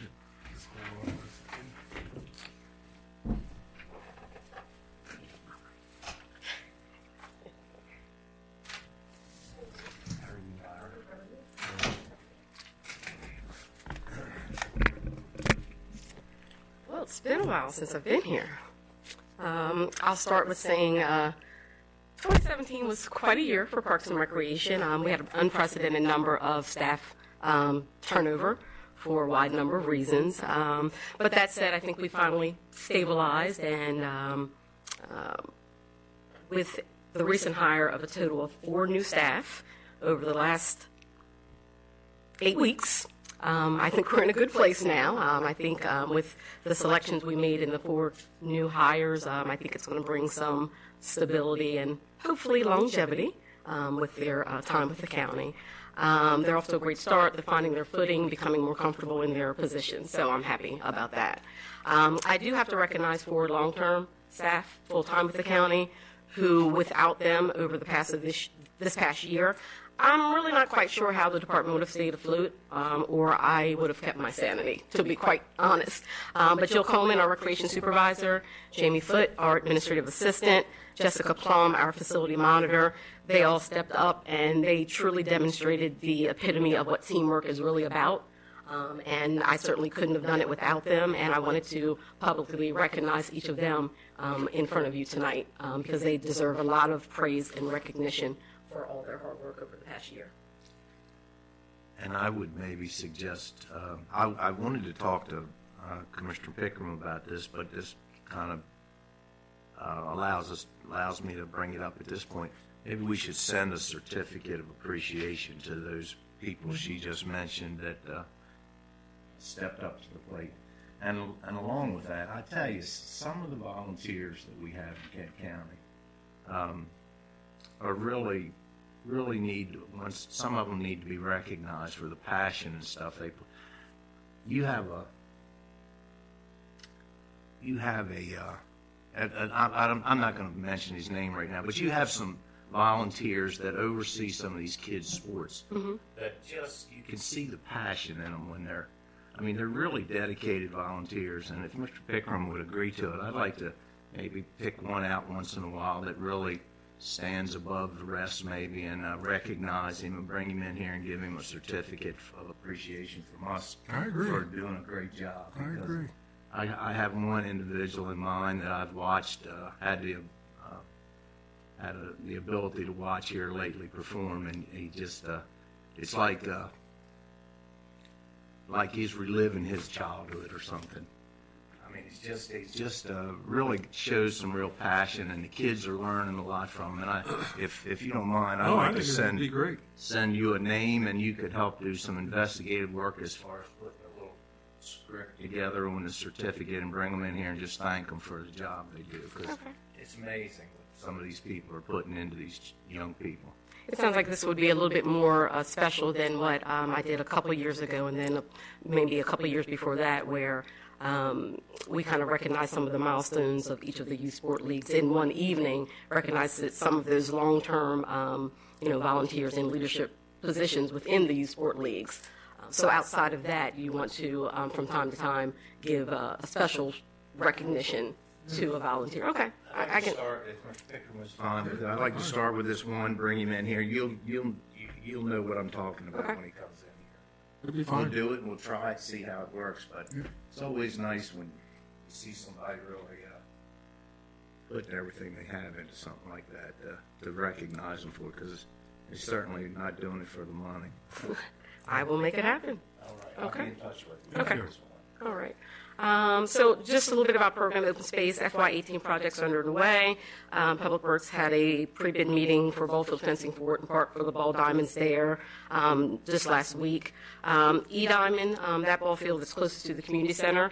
It actually was renovated in fall of 2016. It'll see its first new use this spring after having had time for a full vegetative growth with the grass. In addition, the multi-purpose fields that were extended, that was done at the same time, and those will have maximum utilization beginning this spring as well. The new park entry signs are in the design phase. We're hoping to have those completed and installed as close to April 1st as possible, which, officially begins the park season each year.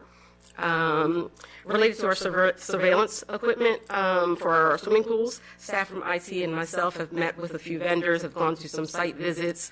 So for the 3 pools, Millington Bayside, the community center, as well as inside the community center itself, upgrading those cameras. We've received 2 proposals from vendors who actually have current contracts with other governmental entities, so we'll likely be able to piggyback on one of those existing contracts. Now, the costs are anticipated to be higher than what was approved within the budget. And that is because when I originally got the estimated budget costs for all of the surveillance projects at each of the facilities, the vendor that I met with didn't suggest a fully integrated enterprise system, which would certainly be best to meet the needs of the county, short-term and long-term. So that's definitely the route I think we should go. And with the total cost between all the facilities, we're looking at probably $6,000 to $8,000 more than what was approved in the budget. But I am not going to ask you for contingency money, though, because there is a fund that exists in the Department of Planning where developers pay a fee in lieu of open space areas in their subdivisions. There's about $30,000 sitting in a fund that is intended to be used for program open space projects such as surveillance systems. I've got a project at Millington Pool where I need to redo the bathroom floor, the bathhouse floor. There's another project down at Bayside related to some renovations with Bayside Pool. And I could quickly use all $30,000 of that money, but I'll be back in front of you when I have exact costs to ask you specifically for budgets for each of those projects in the very near future. Let's. You realize the governor's budget includes full funding for Project Open Space. Yes. But this is a pot of money that has been sitting unused for, Pat, how many years? 20. I mean, it's accumulated since I've been here. I'm saying the last 20-some years. So I'm happy to put it to use, and I'll be back soon to be making that request for those projects. Ira, there are some restrictions with POS money as far as one project can only ask for POS money every so many years. Correct. And this money could circumvent that restriction if a project is due for additional renovation or repair, right? And the county sets its own guidelines for use and whatnot, and it's totally unrelated to the state dollars that are allocated each year through the program open space program. But the fund was intended to support open space in subdivisions in residential areas. So it hasn't been used, and I'll be asking to use it. The draft land preservation parks and recreation plan was submitted to DNR and Department of Planning for review in early December. The draft was a joint effort between my department and the planning office, specifically Katrina Tucker, the community planner.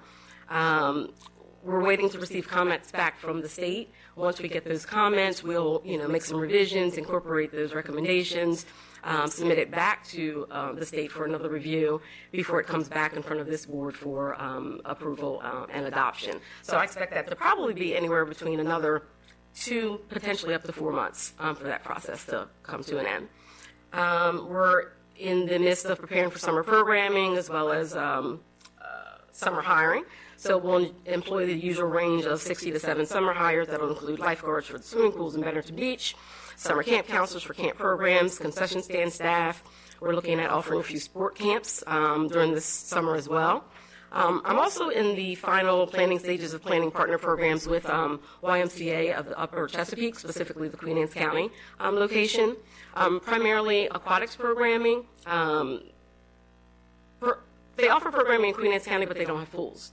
So the executive director from that particular location reached out to me, asked if we could partner, and I think it's going to be a really good fit. Aquatics is going to be the primary focus for the summer, with expanding our number of swim lessons and the types of swim lessons we offer, along with aquatic fitness classes. And we're going to be looking at expanding those offerings at each of the swimming pools. We do most of our programming related to aquatics at the community center currently, but we'd be looking to expand at Millington and Bayside as well. And we'll certainly work out a memorandum of agreement that's going to be mutually beneficial for both organizations. We'll also, beyond the summer, be working on making some plans for some partner programs throughout the school year. We're looking at some programs around STEM, also some cooking programs for kids. We're also looking to increase our programming for our more adult population in the county, and trying to, you like that? You like that? So we want to, it's challenging not only for, Parks and Recreation, but in other jurisdictions as well, and even with YMCA. Daytime utilization for programming is tough. So, we've got to look at that population that we could probably tap into most to utilize our facilities during the daytime, so we'll be looking to partner there. Just to give you some numbers from last summer for our pools in Betterton Beach averaged anywhere from 150 to 300 people per day. Bayside Pool would average about 20 to 30 swimmers a day, which is a huge increase from when we were considering not even opening that pool back up, when we were getting 0 to 5 before, the community in Rock Hall kind of said, hey, we don't want this closed, we'll utilize it, and they did, so that was a good decision.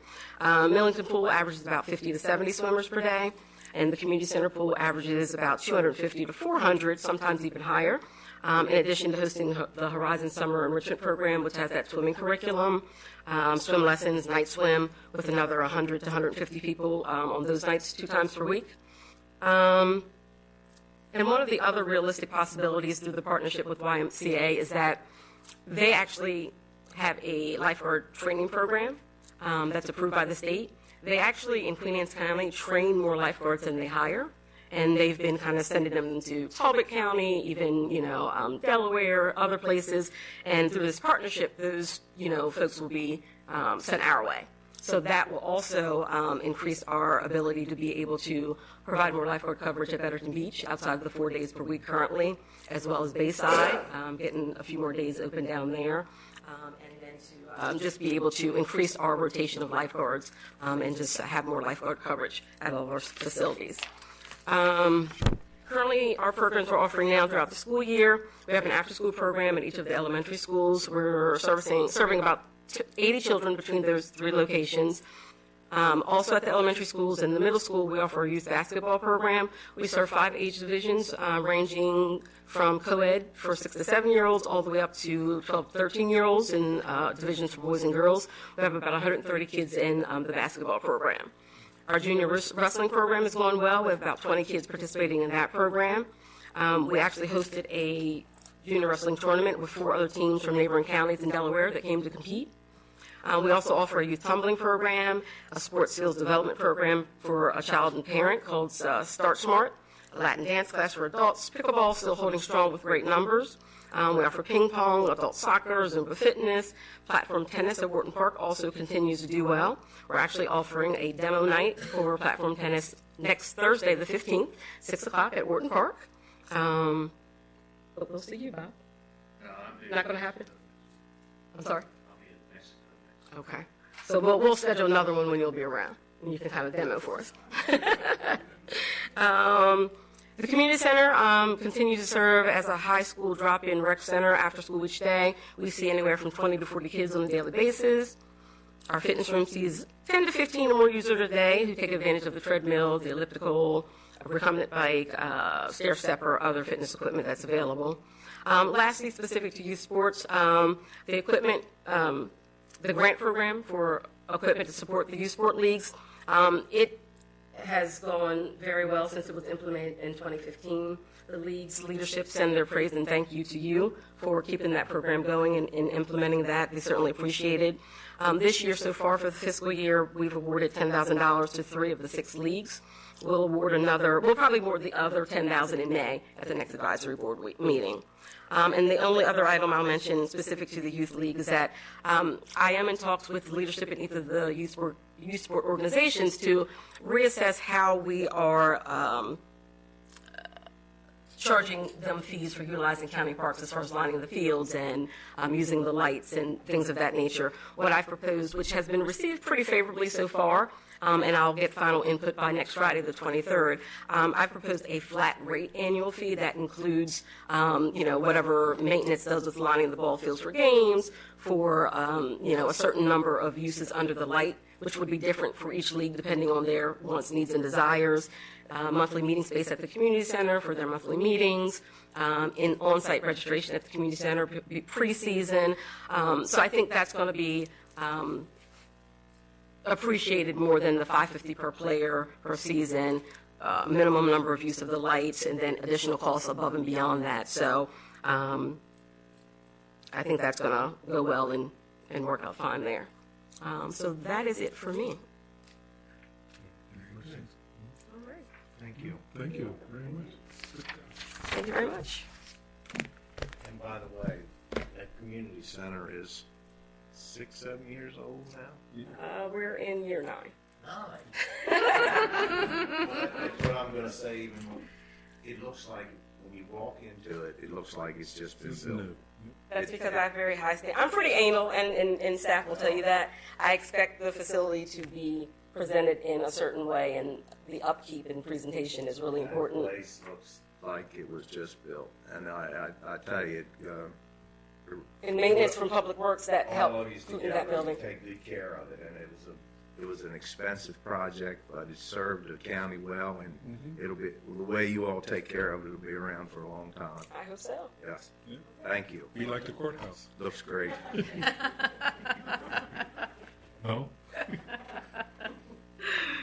Patricia Merritt, our Chief Financial Officer.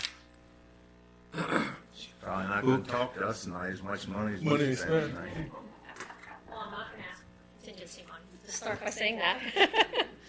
But, yeah, good news. Get a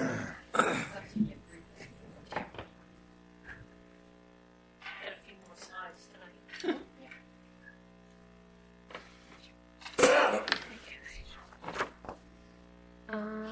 Let's see, do you have the financial statement one?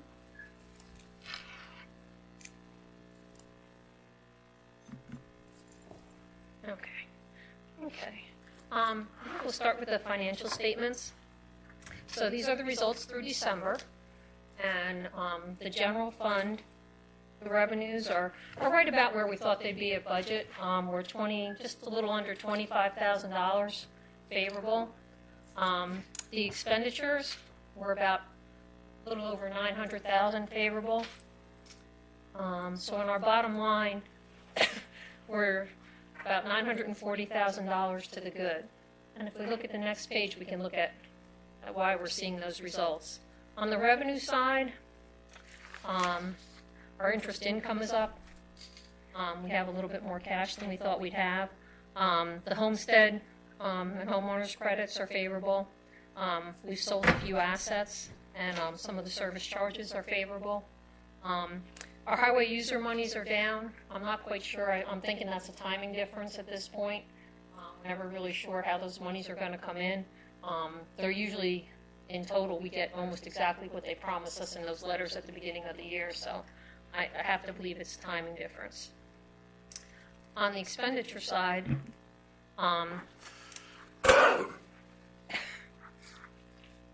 salaries and benefits were $236,000 favorable. The majority of that is in full-time salaries and those salary-related benefits. It's just from vacancies and turnover. We've also had some savings in our part-time and seasonal salaries, our health insurance, our election workers, and we've had some unfavorable variances in leave payouts and overtime. On the operating side, we're favorable about $550,000, and you can see the departments that are running those favorable variances. Highways and streets, maintenance, detention center. See the rest of the list there. Our contingency hadn't been spent as the time these statements were prepared. We actually had nothing being spent out of there. We have $400,000 for the year.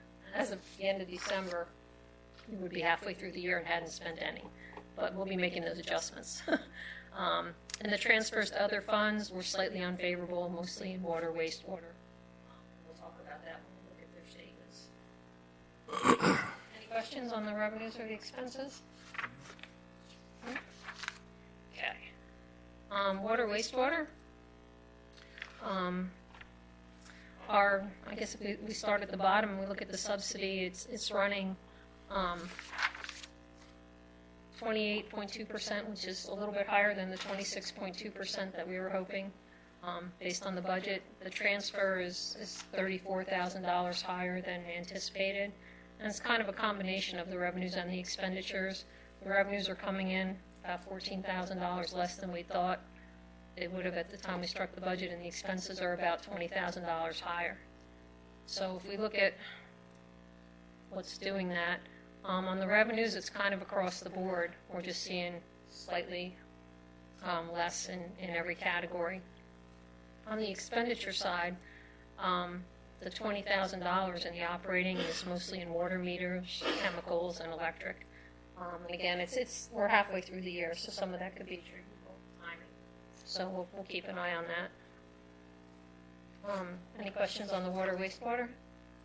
No. Okay. Oh, this one got small. Want to zoom that? Yeah, got it. Okay.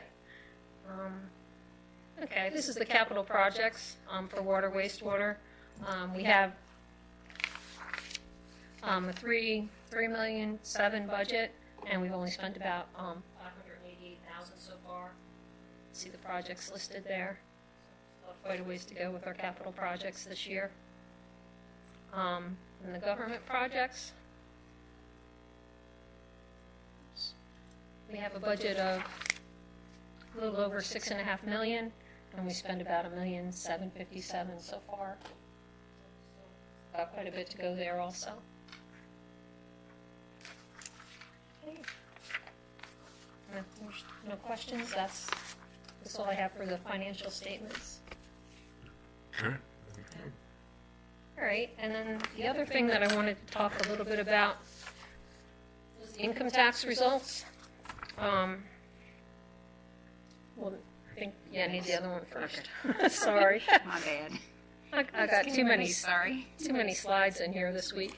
Okay, so we got the January results, which are the last payment for the tax year 2016 income tax. So even while the state considers November to be the end of it, we really usually wait until January to see. So these are the final results for tax year 16. So Kent's kind of in the yellow up there. And for the year, our revenues were down 1.4% from last year, and statewide, the income tax was up 0.6%. And you can see how that compared to the results last year. We were down 3.7%, and the state was up 3.3%. So we're still not, tracking as well as the state on a whole, and you can see the other counties in there and how they fared. If we look at the number of returns, we had just under 9,000 returns, but we're down 186 returns from last year, 2%. Statewide average, it was flat. State on a whole came out pretty much even. Last year, we had an increase of 0.6%. We had an increase of 52 returns, and the state had an increase of 1.5% in returns. So the numbers, we were hoping they'd come in better.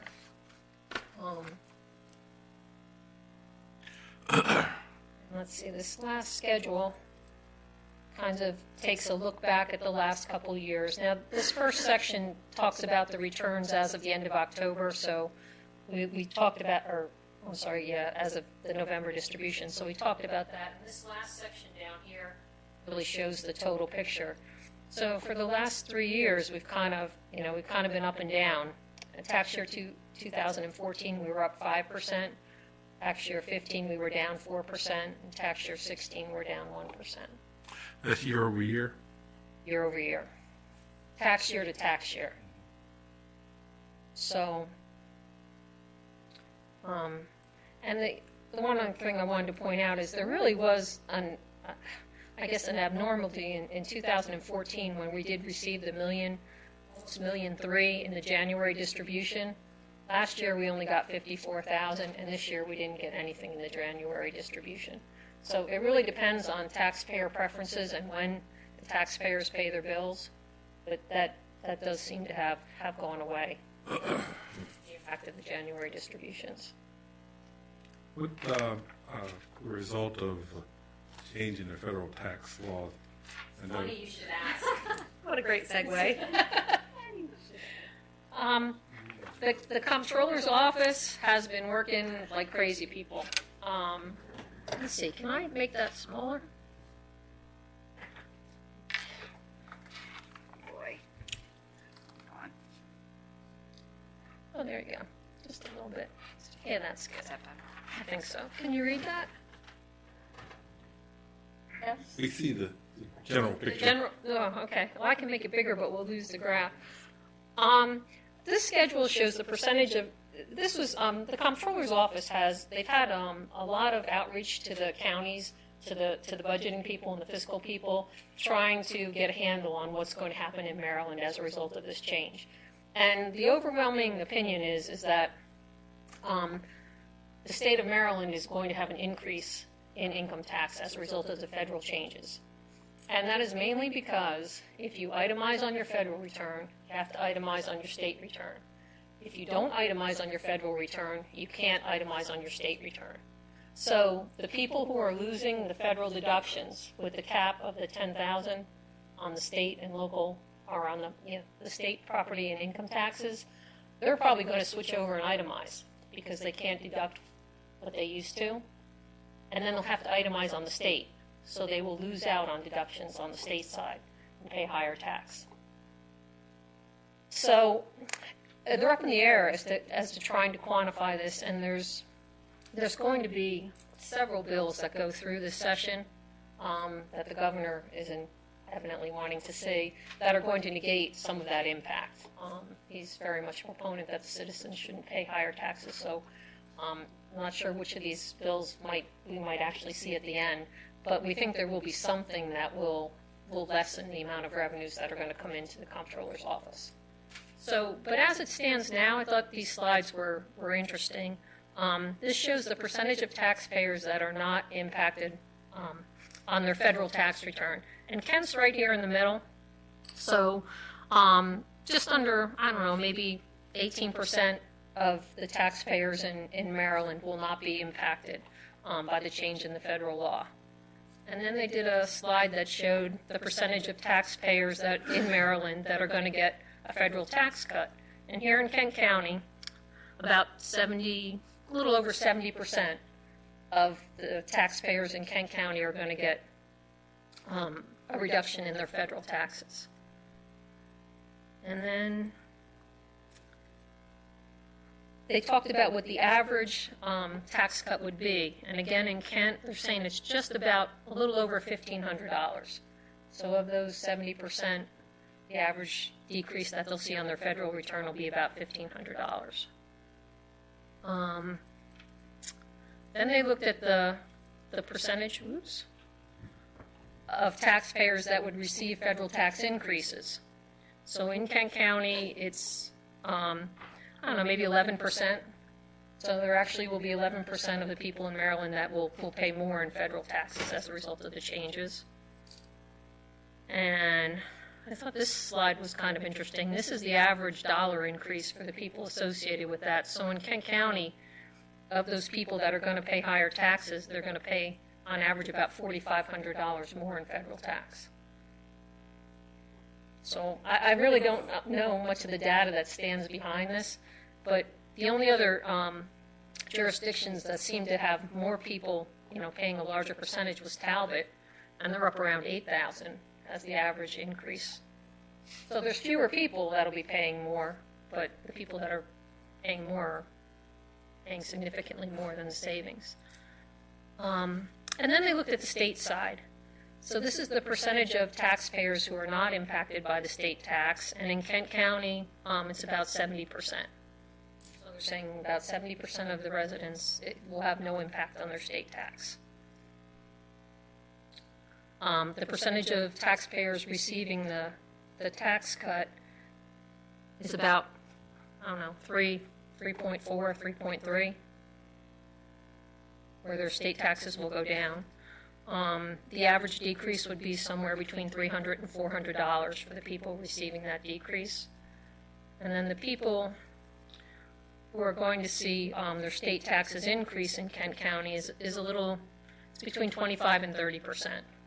So they're saying about 25 to 30% of us will pay more in state taxes, and the average increase will be somewhere between $600 and $800. So there's a lot of data. They're still trying to quantify it as best they can, and a lot of it may have to do with taxpayer preferences, because if people look at what they just need to do to maximize their federal taxes, then they may lose out on the state. If they look at it in total and try and figure out what they need to do to maximize both, they may do something different. Taxpayer preference is going to play into it too. So hopefully by the end of the legislative session, once whatever bills have been introduced and sorted through, we'll have a better handle. But on the whole, the state thinks that there's going to be a significant increase in income tax revenue if nothing goes through. So I guess that's the best information we have right now. And also income tax is a minor player in our revenue picture. Yes, and we should have the the assessment data for next year, probably about the middle of February. So as soon as we get that, again, it was looking pretty level, but as soon as we get some hard numbers, we'll pass them on. And that's all I have this evening. No. Thank you. Do I just close this? I don't want to mess you up. Okay. We'll see if we can spend some more money. No contingency. Marty Hale, our Director of Human Resources.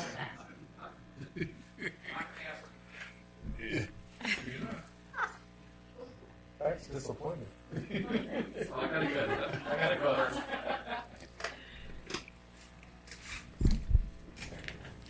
Thank you.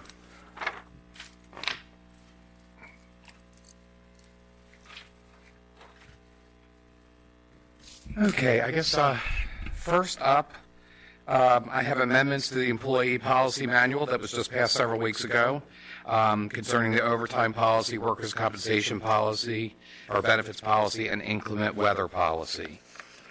I guess the first one that's listed is the overtime policy, and under employees that are covered, not covered by the Fair Labor Standards Act, or who are exempt, so that's the upper level employees, are allowed to accrue comp time when they work weekends and holidays.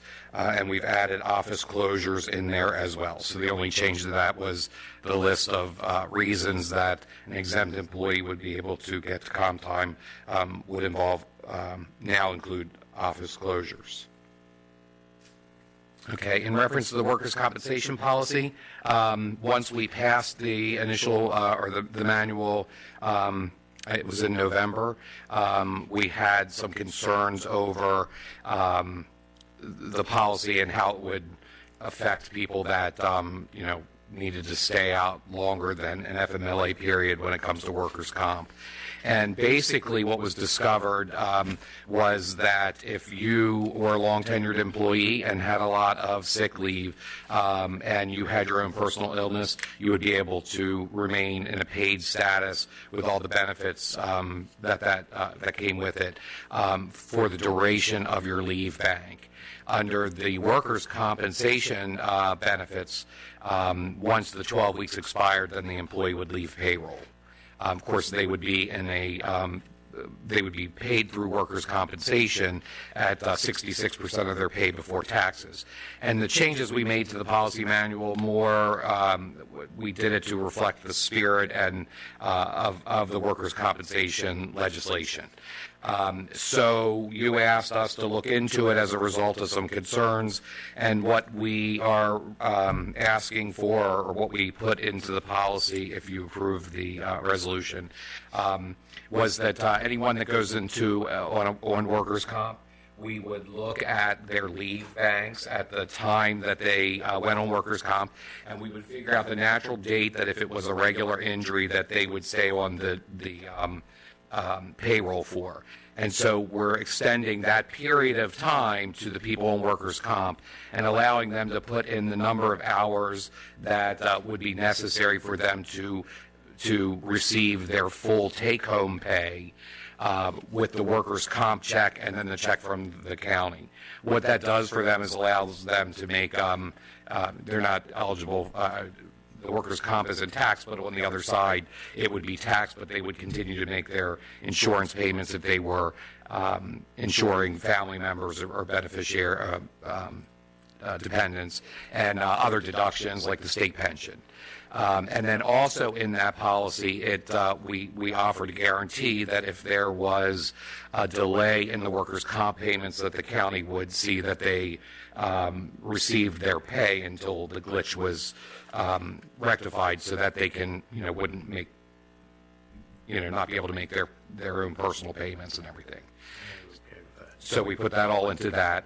And finally, the inclement weather policy, the only change we made to that was, again, to non-exempt employees, kind comp leave balances, whose comp leave balances do not allow for the accrual of comp time, that they would be paid in a closure situation. They would be paid. And exempt employees whose comp leave balances does not allow for the accrual would forfeit the hours in the spirit of the true meaning of an exempt employee.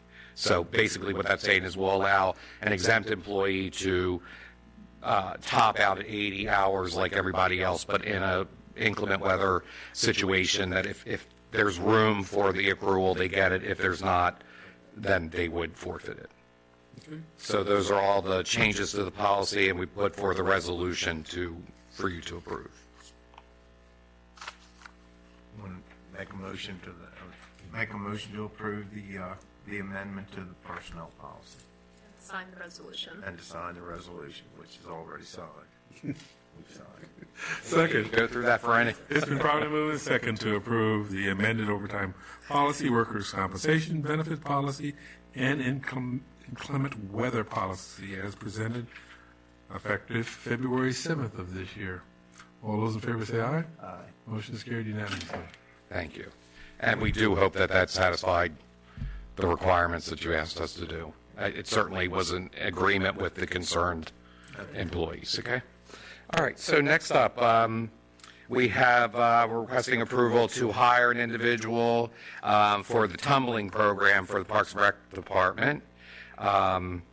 We had recently approved 2 individuals for that program.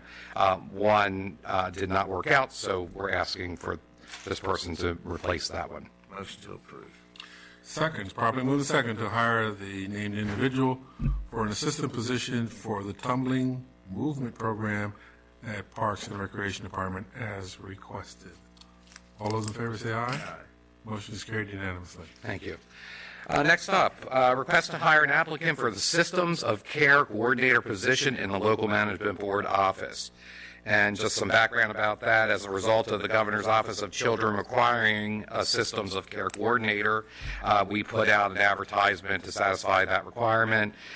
We advertised for the position internally and externally, and it resulted in 31 applicants. Of those, 12 met the minimum. Now, the reason the number was high is we put it out on Indeed. I believe Indeed has some trigger words or something that if it appears in the resume of an applicant, then they shoot it to us immediately. So 12 were determined to meet the minimum qualifications, and we interviewed 50% of them, or 6. We interviewed on January 30th, and we're making the recommendation to hire the individual named on the sheet at the salary listed as well. Motion to approve. Second, motion to hire the selected individual for the new Systems of Care Coordinator position at the Local Management Board office as requested pending successful completion of county pre-employment requirements. All those in favor say aye. Aye. Motion is carried unanimously. Thank you. Wonderful individual. All right, next up. And here's where the request comes in. Okay, so we are requesting approval to use $60,474 of fund balance to hire an administrative assistant 2 and $30,623 to fund the balance resources to reclassify a position in water and wastewater services that is an administrative 1 position to a full-time position.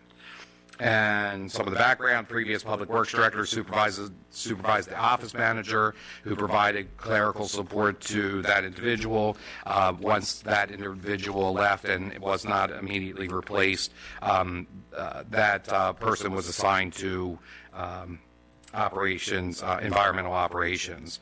Also, we had a receptionist who was moved to an administrative assistant 1, and ultimately, due to high demand for clerical support in the buildings and ground maintenance division, was reassigned to that division.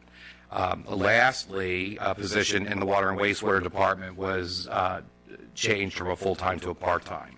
So now, the new Public Works Director is making a recommendation to not only have basically half-time clerical support for the director, but also to provide receptionist duties for the building as a whole, and then upgrading the part-time position in water and wastewater from part-time to full-time for lunch coverage and phone coverage and everything. Why do you, what's the request out of fund balance? The part-time position is funded in this budget, but we would be requiring the rest of the funds to upgrade the position from part-time to full-time for the rest of this year. It's recurring. It'll roll into It's next recurring, year. so it comes out of it would be rebudgeted. And the same thing with the administrative person as the receptionist and clerical support to the Director of Public Works. And then it would be built into the budget, into the FY19 budget.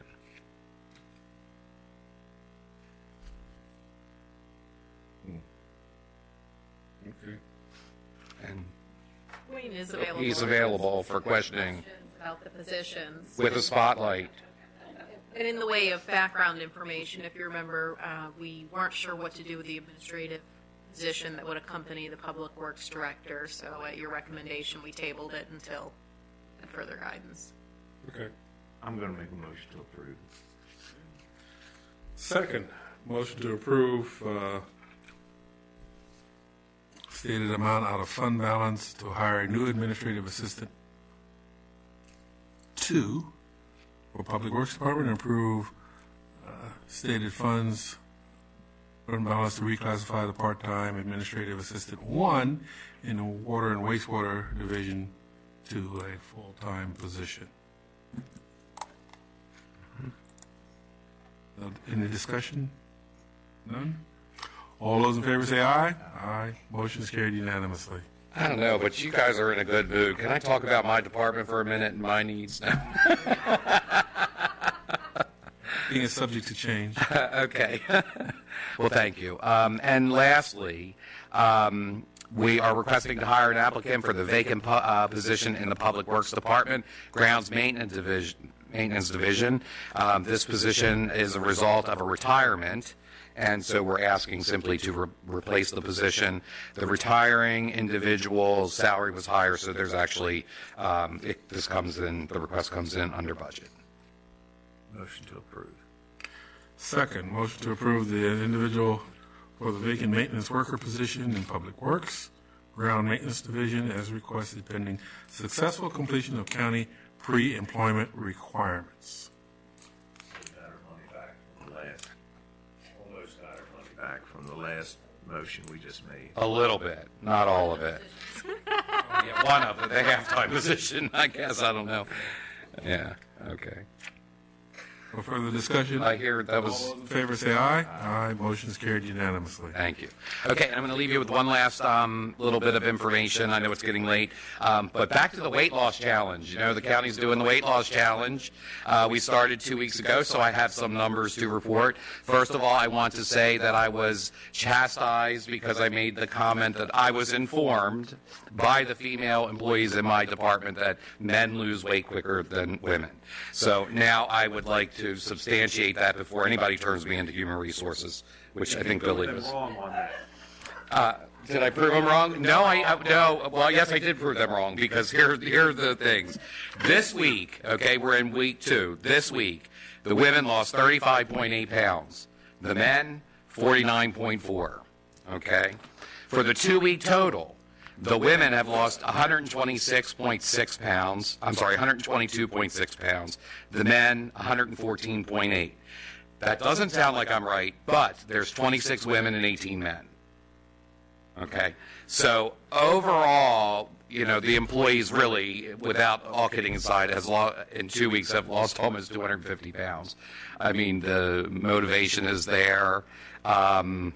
It's, you know, people are into it, and we had the first week we had one individual on the male side lose 11 pounds, and an individual on the female side lose almost 8 in 1 week. In 1 week.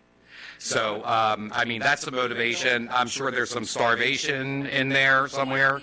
What his technique was, and the answer that we got was, for the week, he ate a cracker. Yeah. So there is some starvation going on, and I'm sure at some point we'll have to hire some new employees. One, You, because John. the current ones can no longer do their job. And two, by the end of this, hopefully we'll be 3 or 4 employees later, right?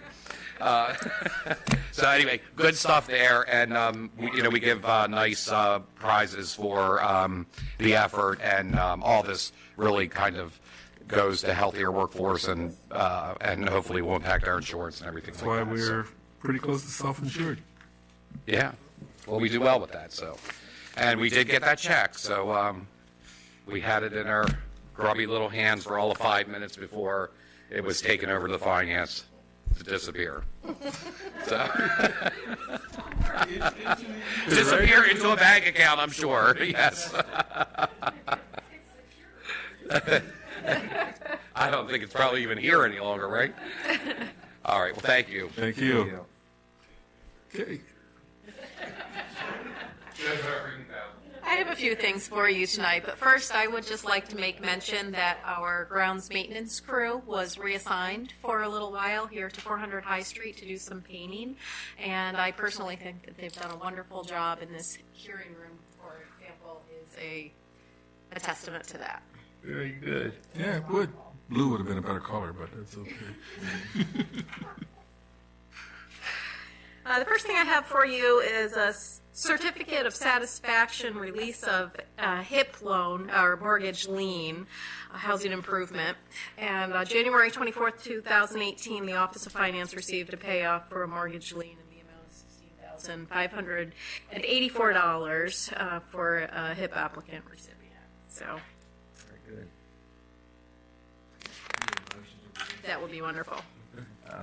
Make a motion to release the HIP mortgage lien and with a total of 16,000. It releases the lien of 16,584. Okay, second. Probably moving second to approve the mortgage lien for release. All those in favor say aye. Aye. Motion is carried unanimously. I have some updates on some bills that are being considered over in Annapolis. The first is the House Bill 560, Chesapeake Bay Bridge Crossing, Eastern Shore Local Government Consent Repeal. This is the companion bill to Senate Bill 34, and the hearing for that was on January 24th, 2018. So there is a January? We had January. My apologies. So that the Senate bill was in January. The House Bill 560 will be on February 15th, and included is a letter of opposition. That time is very, very misleading when it says 1 o'clock. Correct. That means you get there, That and means then you your show up. bill will be heard whenever they get good and ready. In the list of bills that will be heard that day. My luck generally puts me just about the last one to come up most of the time I found it. But that's the way it goes. Yeah, I noticed that the letter to Delegate Jacobs is in opposition. A lot of S's. A lot of S's. Just a note. Okay. House Bill 169, Senate Bill 435, creation of state debt, Kent County Camp Fairleigh. This is very similar to the one that was put in last year. This is the creation for state debt not to exceed $200,000 for Camp Fairleigh, Easter Seals. Motion to approve. Eastern Shore. Second. Probably moving second to approve the letter of support as submitted. All those in favor say aye. Aye. Motion is carried unanimously. And down below, I'm going to skip to down below just for a second, Senate Bill 436, House Bill 554, Caroline and Kent County Sheriff's salaries. We had talked about it last week, so support letters have gone out because the hearings are very soon. In fact, the hearing in the Senate is February 8th. So, and going back up last week, you did ask us to send a letter to Congressman Andy Harris and to Maryland's DNR about the dredging that we had sent to Senator Cardin's office. So those letters are available for your signature. Have been signed. Thank you.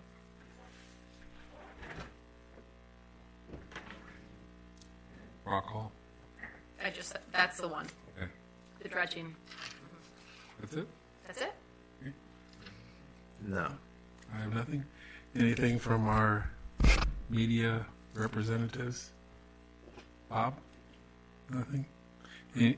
Anyone have any questions at all? Concerns? You'll forever hold your peace? No, that's the wrong program. We will not have a closed session? No.